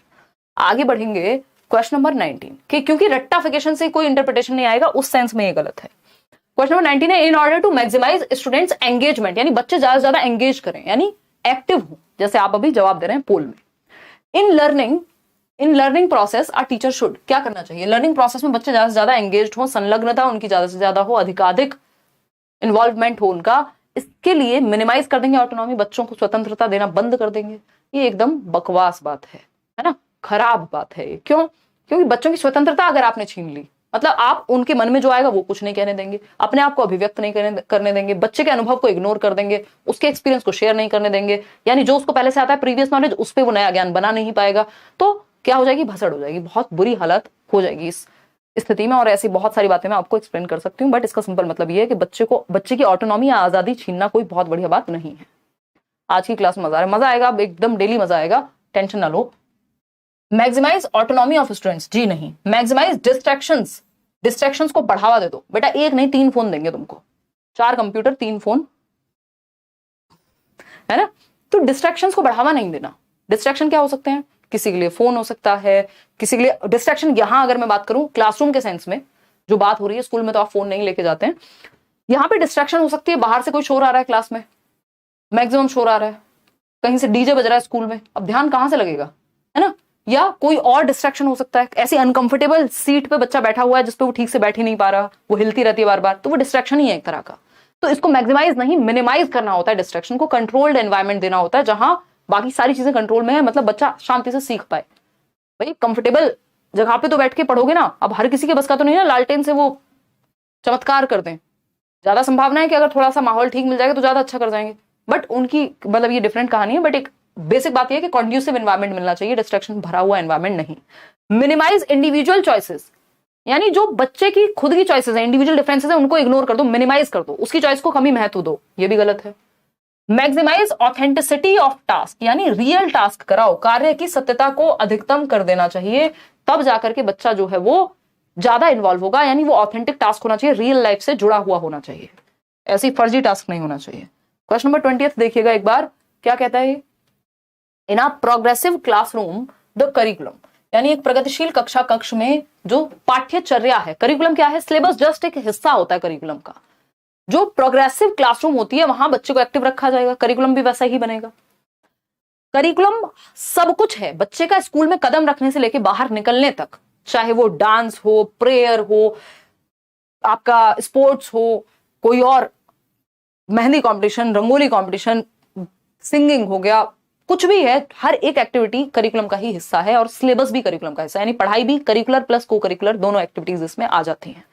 तो एक प्रोग्रेसिव क्लासरूम मतलब जहां बच्चे सेंटर में है, जहां बच्चे सेंटर में है और बच्चे क्या है? एक्टिव हैं, सक्रिय हैं, लर्निंग बाय डूइंग हो रही है, करके सीख रहे हैं बच्चे, वहां करिकुलम कैसा होगा? ऐसा होगा जो करके सीखने को बढ़ावा दे सके। पहला ऑप्शन रिजिड होगा, ये बात हम पहले ही डिस्कस कर चुके हैं, जो बदलता नहीं है वो टूट जाता है, खत्म हो जाता है समय के साथ, तो रिजिडनेस से तो नहीं चलेगा। And highly structured without giving any autonomy, again बच्चे की ऑटोनॉमी, आजादी छीनने पे लगे हुए हैं बेचारे बच्चे की, ये तो गड़बड़ बात है। Is organised into fragmented subjects, देखिए फ्रेगमेंटेड सब्जेक्ट्स यानी टूटे हुए चंक्स में नहीं होनी चाहिए, नॉलेज कनेक्टेड होनी चाहिए, फ्रेगमेंट में नहीं, कनेक्शन में बनानी है। Is organised according to the capabilities and interest of the children, ये बात बच्चे के पक्ष में है कि बच्चे की रुचि को ध्यान में रखते हुए, उनकी क्षमताओं को, उनकी एज के एबिलिटी को, उनके कॉग्निटिव डेवलपमेंट को ध्यान में रखते हुए सिलेबस बनना चाहिए या करिकुलम डिजाइन होना चाहिए, है ना? कोई गेम भी आप आज की डेट में लेने जाएंगे दुकान से, मॉल से, कहीं से, इंटरनेट से, उस पर लिखा रहता है 3+ बच्चों के लिए है, 8 या 10 ईयर्स प्लस वाले बच्चे के लिए है, कि उसके संज्ञानात्मक स्तर और उसकी रुचि के अनुसार होगा, है ना? Is presented in disconnected chunks, कभी भी टूटे फूटे टुकड़ों में आप पेश नहीं करते कोई इंफॉर्मेशन। यानी डिस्कनेक्टेड का मतलब क्या है, प्रीवियस नॉलेज से कनेक्ट ही नहीं होता, बस टुकड़े हैं, एक बात यहां की एक वहां की, और वो है ना भानुमति वाला जो एक कहावत चलती है भारत में, हाँ हाँ हाँ जो भी है, वो शुरुआत वाला मुझे याद नहीं आ रही उसकी लाइन, तो वो हाँ कहीं की ईंट कहीं से ये वो जोड़ डाल के कुछ भी बना दिया, ये नहीं पढ़ाने में होता। इसमें आपको कनेक्शन बिल्ड करना होता है, एक कॉन्सेप्ट से दूसरे कॉन्सेप्ट को जोड़ना होता है, तो ये बात गड़बड़ हो जाएगी। सी ऑप्शन, बच्चों की रुचियों व क्षमताओं के अनुरूप होना चाहिए जो करिकुलम है। क्वेश्चन नंबर 21 देखिए, एज के भी अप्रोप्रिएट हो सकता है। क्वेश्चन नंबर 21 देखिएगा, assessment of conceptual clarity of a student can be effectively done, यानी एक छात्र की वैचारिक स्पष्टता का आकलन प्रभावी ढंग से किस प्रकार से किया जा सकता है, बताइएगा। यानी वैचारिक स्पष्टता का मतलब क्या, कॉन्सेप्चुअल क्लैरिटी, जो कॉन्सेप्ट उसको पढ़ाया गया है या सीखा है उसने वो कितना क्लियर है, वो कैसे पता लगेगा। देखो रॉयल एंटरटेनमेंट बिल्कुल सही कह रहे हैं 12,000 लोग लाइव हैं लेकिन 7,000 लोगों ने लाइक किया, भूल जाते हैं, इतना मन लग रहा है पढ़ाई में, इतने इन्वॉल्व हैं कि भूल जाते हैं, कोई बात नहीं। हाँ देखिए यहाँ कई लोग तो कुछ चैट वैट करते पाए जा रहे हैं क्या, हाँ सही है सही है। निशा का फुल एंटरटेनमेंट होता रहता है, थोड़ा फास्ट यार, मजा आ रहा है आज डिस्कशन में, कर लेना दो, कल कर लेंगे फास्ट। लव फ्रॉम बिहार, धन्यवाद जी, आप सभी को मेरी तरफ से भरपूर स्नेह। असेसमेंट ऑफ कॉन्सेप्चुअल क्लैरिटी, हम बच्चे को कितनी कॉन्सेप्चुअल क्लैरिटी है, उसका कॉन्सेप्ट कितना क्लियर है, इसका आकलन, इसका एक तरह का टेस्ट या जांचना कैसे संभव हो पाएगा, ये बताना है, बताइएगा। पहला ऑप्शन है asking the student to recite the definition, यानी जो परिभाषा है उसके रट्टे लगवा दो बच्चे से कि बेटा परिभाषा सुनाओ किसी बात की। अब उसने परिभाषा सुना दी, किसी व्यक्ति वस्तु स्थान के नाम को संज्ञा कहते हैं, अब उससे पूछो उसका एग्जाम्पल क्या होता है कि ये तो नहीं पता, तो ये क्या हुआ, कॉन्सेप्चुअल क्लैरिटी नहीं है, परिभाषा याद है। तो परिभाषा सुनाना तो कोई बहुत बड़ी बात नहीं है, रट करके काम चल जाता है ना। कई टॉपर्स आपको ऐसे मिल जाएंगे, मैं भी कल परसों कोई तो इंटरव्यू देख रही थी, तो वो टॉपर खुद ही बोल रहे थे कि मैं रट्टा लगा लेता था फर्स्ट आ जाता था। तो रेसिटेशन या डेफिनेशन को रटना का मतलब ये नहीं कि कॉन्सेप्चुअल क्लैरिटी हमेशा है। कई तो महान लोग हमारी क्लास में भी थे, मैथ्स के सवाल भी रट जाते थे, तुम थी क्या। बी ऑप्शन है asking the students to think of application of the concept to daily life, यानी बच्चे को कॉन्सेप्ट को एप्लीकेशन कैसे करना है उस कॉन्सेप्ट का डेली लाइफ में, उससे जोड़ना है, बात एकदम सही है। Asking the students to copy from the board, ये एकदम बोरियत वाले तरीके थे, ये हम सब ने झेले हैं क्लास में, या मेमोराइज कर लो, नहीं, बच्चा जहां एक्टिव है सबसे ज्यादा एक्टिव रहेगा बच्चा जब उसको दैनिक जीवन में अप्लाई करने को कहेंगे, वही सीखेगा, वही ऑप्शन सही है। क्वेश्चन नंबर 22 देख लीजिए एक बार फटाफट से, क्या कहता है क्वेश्चन नंबर 22। इस तरह के भी क्वेश्चन खूब आने की संभावना है पेपर में। आप प्रोग्रेसिव क्लासरूम के 4 ऑप्शन है, फिर उसमें से चूज करना होता है कि कौन सा सही है। आप progressive classroom is characterised by, एक प्रगतिशील कक्षा की विशेषता, मोबाइल टीचर, मोबाइल मतलब टीचर मोबाइल नहीं बन गया है, मोबाइल मतलब जो चेंज हो सके टाइम के साथ, जो कहीं भी आ जा सके, है ना, मतलब जो ढल सके, डायनेमिक हो अगर मैं कहूं तो। शिक्षक की गतिशीलता, यानी जो टीचर है वो डायनेमिक हो, एक तो क्लास में सबको एंगेज कर सके, इन्वॉल्व हो सके, और पता आप देखते हैं कई बार टीचर्स क्लास में घूमते भी रहते हैं, मतलब कि भाई किस बच्चे ने क्या कर लिया, और टाइम के साथ चेंज भी हो सके, तो डायनेमिक होना चाहिए टीचर को, फ्लेक्सिबल भी होना चाहिए, लचीला होना चाहिए, रिजिड नहीं होना चाहिए कि भाई बच्चे अलग तरीके से सीख रहे हैं, आप सिर्फ एक ही तरीका अपना रहे हैं, या बच्चे की नीड को ही नहीं समझ रहे हैं, कोई बच्चा लेट आता है, अब उसके पीछे का रीजन क्या है ये जाने बिना आपने उसको पनिशमेंट दे दी। ऑटोनॉमी टू चिल्ड्रन, यानी बच्चों को स्वायत्ता दो, फ्रीडम दो थोड़ी, बात सही है। Provisioning of a lot of material, यानी कि बहुत सारी सामग्रियों का प्रावधान अगर आप कर पाए तो बात तो कोई बुरी नहीं है, ये भी आप कर सकते हैं। तो नेगेटिव क्या हुआ इसमें, भाई अगर सामग्री अगर आ सकती है तो ले आओ, अदरवाइज वैसे हम इसको इग्नोर कर देते, बट ठीक है अभी बहुत नेगेटिव ऑप्शन नहीं है। आगे बढ़ेंगे, इसका ऑफिशियल आंसर एक बार चेक भी करना पड़ेगा, बट आप अभी डी ही मानिएगा। ये 2 क्वेश्चन हैं आज के जिन पे डाउट की संभावना है, मुझे उतना समय आज नहीं हो पाया, मैं इसके लिए क्षमा चाहती हूँ, एक बार ऑफिशियल आंसर इन दोनों का चेक कर पाती। प्रोग्रेसिव एजुकेशन प्लेसेस, वैसे जनरली मैं हमेशा ऑफिशियल के साथ चलती हूँ, जो मेरे साथ अलाइन भी करता है, बहुत रेयर ही जरूरत पड़ती है कभी, बट ये जरूरी है, फिर भी मैं इस चीज में नहीं रहती हूँ कि मैं अपने ओवर कॉन्फिडेंस में ऑफिशियल में कई बार ये लोग कर देते हैं, वो नहीं होता है। Progressive education places dash at the centre of teaching learning process, यानी जो प्रोग्रेसिव एजुकेशन है वो किस चीज को सेंटर में रखती है, बच्चे को रखेगी भाई सेंटर में, और किसको रखेगी, पेरेंट्स एग्जाम्स, टीचर्स नहीं। शुरुआत में ही बात कर ली थी बच्चा सेंटर में, तभी तो चाइल्ड सेंटर्ड कह रहे हैं, लर्नर सेंटर्ड कह रहे हैं, प्रोग्रेसिव एजुकेशन इसी बात से तो जुड़ी हुई है। तो A option is the right answer. Question number 24 देखिएगा फटाफट से, क्या कहता है question number 24? Students are likely to experience dash when the activity is not valued by them. यानी यदि गतिविधि को महत्व नहीं दिया जा रहा है तो विद्यार्थी द्वारा किसका अनुभव करने की संभावना है? यानी बच्चे एक्टिव ही नहीं है, एक्टिविटी को वैल्यू ही नहीं दी जा रही है। तो जहां बच्चा एक्टिव नहीं है वहां कोई पॉजिटिव इमोशन थोड़ी आएगा निकल करके। मतलब बच्चे को आप एक्टिव नहीं रख रहे, उसका कोई इन्वॉल्वमेंट नहीं है, तो वो क्यूरियस हो जाएगा, जिज्ञासु हो जाएगा। भैया एक्टिव रखने पे तो आएगा, जिज्ञासा कहां से आएगी जब बच्चा पैसे सोए जा रहा है, बोर हो गया वो तो बच्चा जहां एक्टिव नहीं है वहां बोर्डम या नेगेटिव इमोशन ही आएगा, कोई पॉजिटिव थोड़ी आ जाएगा। एक्साइटमेंट तो पॉजिटिव है, जॉय भी पॉजिटिव है, क्यूरियोसिटी भी पॉजिटिव है। तो ये तो बेसिक बात है, बोरियत। D option is the right answer. आगे बढ़ेंगे क्वेश्चन नंबर 25 पर, देखिएगा एक बार। क्वेश्चन नंबर 25 थोड़ा सा लेंथी है। As a teacher which of the following step would you consider to meet individual differences in your classroom? अभी इंडिविजुअल डिफरेंसेस का मैंने टॉपिक दिखाया था ना आपको, एक आधी क्वेश्चन मुश्किल से दे रहे हैं आजकल इसके ऊपर। तो ये टॉपिक आपका इंक्लूसिव एजुकेशन में ही मैं कनेक्ट कर दूंगी इसको, तो या बीच में इन बिटवीन कहीं कहीं कर देंगे। अभी इंडिविजुअल डिफरेंसेस चाइल्ड सेंटर्ड से बिल्कुल अलग नहीं है। चाइल्ड सेंटर्ड में ऑलरेडी इंडिविजुअल डिफरेंसेस का ध्यान रखा जाता है, तो इसलिए मैंने इस क्वेश्चन को इसमें डाल दिया है। मिक्स एबिलिटी ग्रुपिंग, पॉजिटिव बात होती है, अलग अलग क्षमताओं वाले बच्चों को एक ग्रुप में डाल दो, सब एक दूसरे से बहुत कुछ सीख पाएंगे, पॉजिटिव है। डिफरेंशिएटेड ग्रुपिंग भी कहते हैं इसको। ये भी चाइल्ड सेंटर्ड एजुकेशन में आता है कि कौन सा मेथड यूज करना है, डिफरेंशिएटेड इंस्ट्रक्शन का। यानी अलग अलग भिन्न क्षमताओं वाले बच्चे हैं और आप डिफरेंशिएटेड इंस्ट्रक्शन यूज कीजिए, यानी अलग अलग बच्चों के लिए डिफरेंट मेथड यूज कर सकते हैं, अलग अलग मटेरियल यूज कर सकते हैं। एनरिचमेंट ऑफ करिकुलम, यानी एनरिच्ड होना चाहिए करिकुलम, जितना नई या अच्छी चीजें इन्वॉल्व हो सकें। अडॉप्टिंग चाइल्ड सेंटर्ड मेथड्स, बिल्कुल सही है। लेबल नहीं करना होता बच्चे को, ये नेगेटिव बात है। तो फर्स्ट सेकंड थर्ड का ऑप्शन है हमारे पास, B option is the right answer over here. आगे बढ़ेंगे नेक्स्ट क्वेश्चन पे, क्वेश्चन नंबर 26 देखिएगा एक बार, क्या कहता है क्वेश्चन नंबर 26। मुझे लगता है इसमें आपको थोड़ी आसानी हो रही होगी पढ़ने में, आज हमारे टाइपिस्ट जी ने इस तरह से टाइप किए हैं क्वेश्चन। तो एक बार लास्ट में बताना अभी पोल में कि ये वाला तरीका रखें या जो आपका वैसे वाला तरीका होता है, एक साइड हिंदी एक साइड इंग्लिश, वो उसमें थोड़ा सेग्रीगेशन अच्छा हो जाता है, बट पढ़ने में मेरे ख्याल में मतलब ये जगह मिल गई ना मुझे खड़े होने के लिए। ये बहुत बार हम चेंज करते रहते हैं, पहले ऐसे भी करते थे। B option 91%। देखते हैं एक बार। Classroom where students are encouraged for pair assignments, group work and discussions is characterised bye.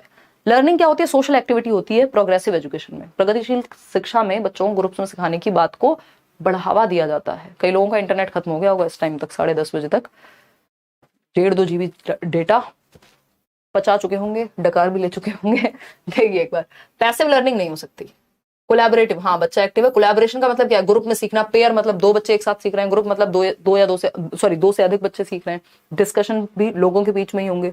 रटना जी नहीं। इंस्ट्रक्शन बेस्ड लर्निंग, देखिए डिफरेंशिएटेड इंस्ट्रक्शन नहीं लिखा। इंस्ट्रक्शन तो ये हो गया जो जिसने कहा उसका पालन कर लिया, तो ये पॉजिटिव नहीं होगा जब तक डिफरेंशिएटेड सेंस में ना पूछा हो। तो सहयोगात्मक अधिगम जो है यहाँ बेटर है, बच्चा एक्टिव होगा। कंस्ट्रक्टिव टीचर जो है, एक रचनात्मक टीचर जो बच्चे को एक्टिव रखना चाहता है, संरचनावादी है। पियाजे वाइगोस्की चाइल्ड सेंटर्ड एजुकेशन को क्योंकि कंस्ट्रक्टिविज्म फॉलो करता है, मानता है, तो ऐसा टीचर जो कंस्ट्रक्टिविज्म में विश्वास रखता है वो चाइल्ड सेंटर्ड में ऑलरेडी विश्वास रखेगा। पहला ऑप्शन है gives both examples and non examples in her classroom, यानी एक ऐसी टीचर जो कंस्ट्रक्टिव थॉट को फॉलो करती है जिसमें बच्चे को एक्टिव रखने की बात हुई है। तो तरीका कोई भी हो, बच्चा एक्टिव रहना चाहिए। ये आपको बिल्कुल गांठ बांध लेनी है, ये बात बिल्कुल सही कह रहे हैं आप। कोई कह रहा है हमारे पास वाईफाई है मैम, हाँ सारा दिख ही रहा है वो तो है क्या बात। गिव्स ओनली एग्जांपल्स इन दी क्लासरूम, तो ये वाईफाई वाले ही बचे हैं क्या रात में? गिव्स ओनली एग्जांपल्स इन दी क्लासरूम, यानी सिर्फ एग्जांपल्स ही देता है क्लासरूम में, उदाहरण देना चलो कोई बुरी बात नहीं, लेकिन ये ओनली जहां लगा होता है ना, इससे थोड़ा डर के रहना चाहिए, इस ऑप्शन पे शक करना चाहिए। जब तक 100% श्योर ना हो, ओनली वाले ऑप्शन से बचना चाहिए। ऑल ऑफ द अबव की संभावना ज्यादा रहती है, वहां पे आप डाउट में भी लगा सकते हैं, लेकिन ओनली को तो आपको श्योर करके ही लगाना होता है, क्योंकि ओनली का मतलब है एक्सट्रीम में लेके जा रहा है ऑप्शन आपको, ठीक, मतलब किसी भी एक तरफ ले जा रहा है एक्सट्रीम में। Refers to only non examples to strengthen concepts, यानी सिर्फ नॉन एग्जांपल, गैर उदाहरण। Should not give both examples and non examples, दोनों ही मत दो, तीनों ही बातें गलत हैं। A option is the right answer. 83% लोग। अब कई लोगों को इस बात में डाउट होगा कि गैर उदाहरण क्या होता है, बाकी बातें तो ठीक हैं। ये पहले भी आता था, क्वेश्चन बहुत बार रिपीट हुए हैं ये सब, और ये इस बार ऑनलाइन में नए तरीके से पूछ लिया है बस, बट पहले भी पूछा जाता था, बस कंस्ट्रक्टिव टीचर लिख दिया, मतलब लैंग्वेज बदल दी, बात वही है। Gives both examples and non examples in her classroom, यानी उदाहरण भी दो, गैर उदाहरण भी दो। उदाहरण क्या होते हैं? जो डायरेक्ट होते हैं। डायरेक्ट क्या होता है? भैया कबूतर जो है एक बर्ड है, या कोयल जो है एक बर्ड है। जब मैं चिड़िया का कॉन्सेप्ट पढ़ा रही हूँ, बर्ड्स के बारे में हम डिस्कशन कर रहे हैं, तो मैंने आपको बर्ड का एग्जाम्पल दे दिया कि कोयल, पैरट, ये सब क्या है, पिजन, ये सब बर्ड्स हैं। या आपका वो एनसीईआरटी में कौन सा बर्ड आता है, तो बहुत सारे हैं। तो ये एग्जाम्पल हुआ बर्ड के कॉन्सेप्ट का। नॉन एग्जाम्पल क्या हुआ, मैंने आपको एग्जाम्पल दिया कि जो डॉग है वो बर्ड नहीं है।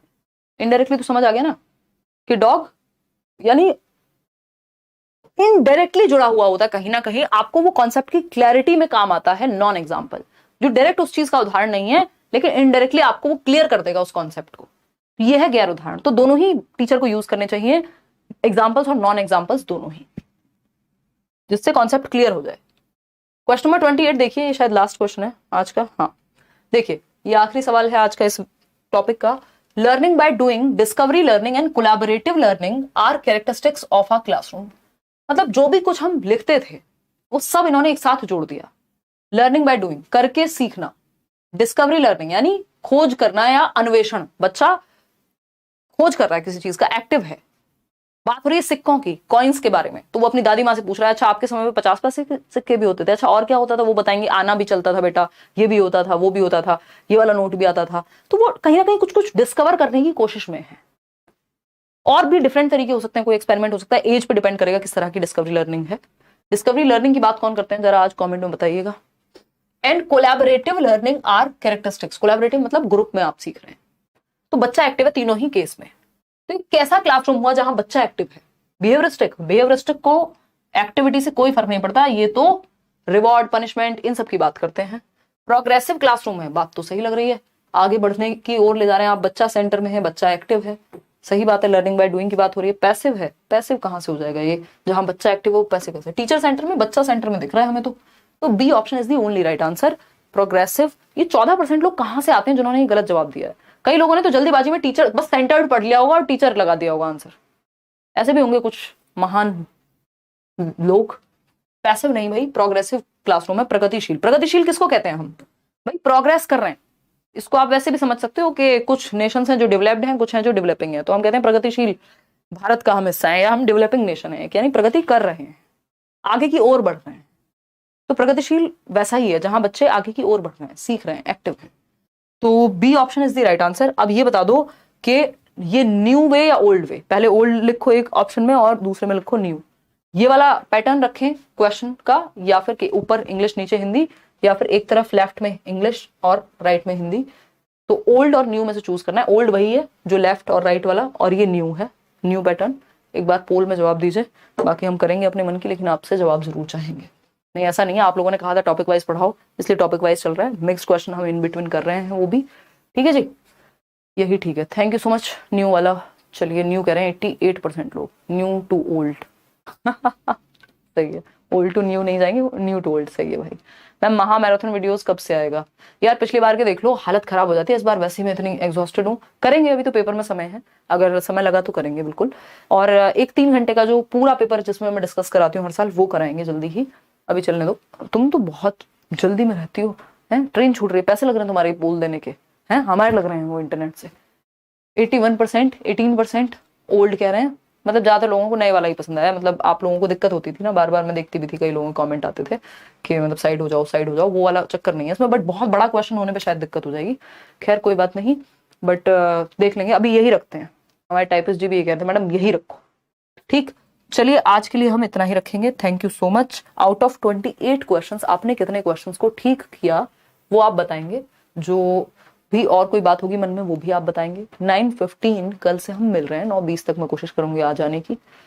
अगर आप किसी भी बैच में एनरोल होने के इच्छुक हैं, अभी D+B में एडमिशन क्लोज कर दिए हैं और जल्दी ही बैच शायद देखने को मिलेगा आपको D+B का, शायद क्या आएगा, बट थोड़ा कितना समय लगेगा इस पर अभी बात नहीं है, क्योंकि आप लोगों की बहुत क्वेरीज आ रही हैं, मेल्स आ रहे हैं D+B बैच के लिए, तो उस पर इन्फॉर्मेशन जल्दी ही आएगी। वैकेंसी एक बार आने दीजिए। करियर विल ऐप आप डाउनलोड करके सीटेट के बैच में शायद अभी भी एनरोल कर सकते हैं, और पेडागोजी स्पेशल भी बंद है, वो भी करेंगे जब D+B के टाइम पे एक बार एडमिशन ओपन। इसके अलावा नया बैच आएगा बेसिकली, इसके अलावा और 1-2 बैच होंगे, वो आप चेक कर लेना। बिहार 7th फेज का बैच है जिसमें एनरोलमेंट संभव है। बहुत ही सस्ते सुंदर टिकाऊ कोर्सेज हैं, बहुत सारे टीचर्स आपके साथ जुड़ते हैं, तो एक मिनिमम जो भी फी जरूरी है उतनी ले ली जाती है। टेलीग्राम पे पीडीएफ आई नो पेंडिंग है, होपफुली इस सैटरडे या संडे में से किसी एक दिन मैं निकाल करके आपके साथ जुड़ जाऊंगी। मेल आईडी आपको मिल ही गई है। आउट ऑफ 28 कितने ठीक हुए वो आप बताएंगे। कल हम नेक्स्ट टॉपिक करेंगे, टॉपिंग नहीं करेंगे। वो टॉपिक क्या होगा अभी बता देती हूँ मैं आपको। एक बार 1 मिनट का समय, हो सकता है कल हम सब्जेक्ट भी चेंज कर दें, बहुत दिनों से डिफरेंट सब्जेक्ट नहीं हुए, हो सकता है कल हम ईवीएस पढ़ लें, हिंदी पढ़ लें। तो अभी हमारे ये शुरू के, अच्छा ये तो लास्ट वाला टॉपिक है, 1 मिनट यार, ये सब हो चुके हैं यहाँ चाइल्ड सेंटर्ड तक। इंटेलिजेंस है नेक्स्ट टॉपिक, और जेंडर हम पहले ही कर चुके हैं। इंडिविजुअल डिफरेंसेस को भी कुछ हद तक हम डिफरेंट टॉपिक्स के थ्रू कवर करेंगे, अलग से नहीं करेंगे, क्योंकि 1 नंबर का भी मुश्किल क्वेश्चन पूछा जा रहा है अलग से। तो अब हम कल जहां तक इंटेलिजेंस पे क्वेश्चंस करेंगे, इंटेलिजेंस के क्वेश्चंस कल हम करेंगे, जिसमें गार्डनर से आते हैं ज्यादातर क्वेश्चंस, या फिर हम कोई और सब्जेक्ट करेंगे। कल का कल देखेंगे। थैंक यू सो मच, धन्यवाद आप लोग इतनी देर तक जुड़े रहे। आज हमने थोड़ा स्पीड स्लो रखी, डिटेल में डिस्कशन किया, करते रहेंगे। आप डेली ये सवालों वाली क्लास भी अटेंड कर रहे हैं, पेपर में आप अटकेंगे नहीं, क्योंकि आपको पेडागोजिकल सवाल को पढ़ने और उसको सॉल्व करने की अप्रोच समझ में आने लग जाएगी कुछ ही दिन में। झपकी लग रही है, कोई कह रहा है यार मैं समझ सकती हूँ, कल से थोड़ा और जल्दी क्लास शुरू करेंगे, है ना। डेली क्लास लीजिए यार, मेरी खुद की बहुत इच्छा है ज्योति, मुझे इतना अच्छा लग रहा है आज इतने दिन बाद जुड़ के आप लोगों से। तो बिल्कुल मैं पूरी कोशिश करूंगी बाकी सारी चीज़ों को टाल दिया जाए। अभी के लिए बहुत सारे काम निपटा भी लिए हैं और चीज़ें थोड़ा कंट्रोल में भी हैं, मम्मी की भी तबीयत थोड़ी स्टेबल है पहले से, तो करेंगे। डेली ही मिलेंगे यूट्यूब पे भी। टेक केयर, धन्यवाद।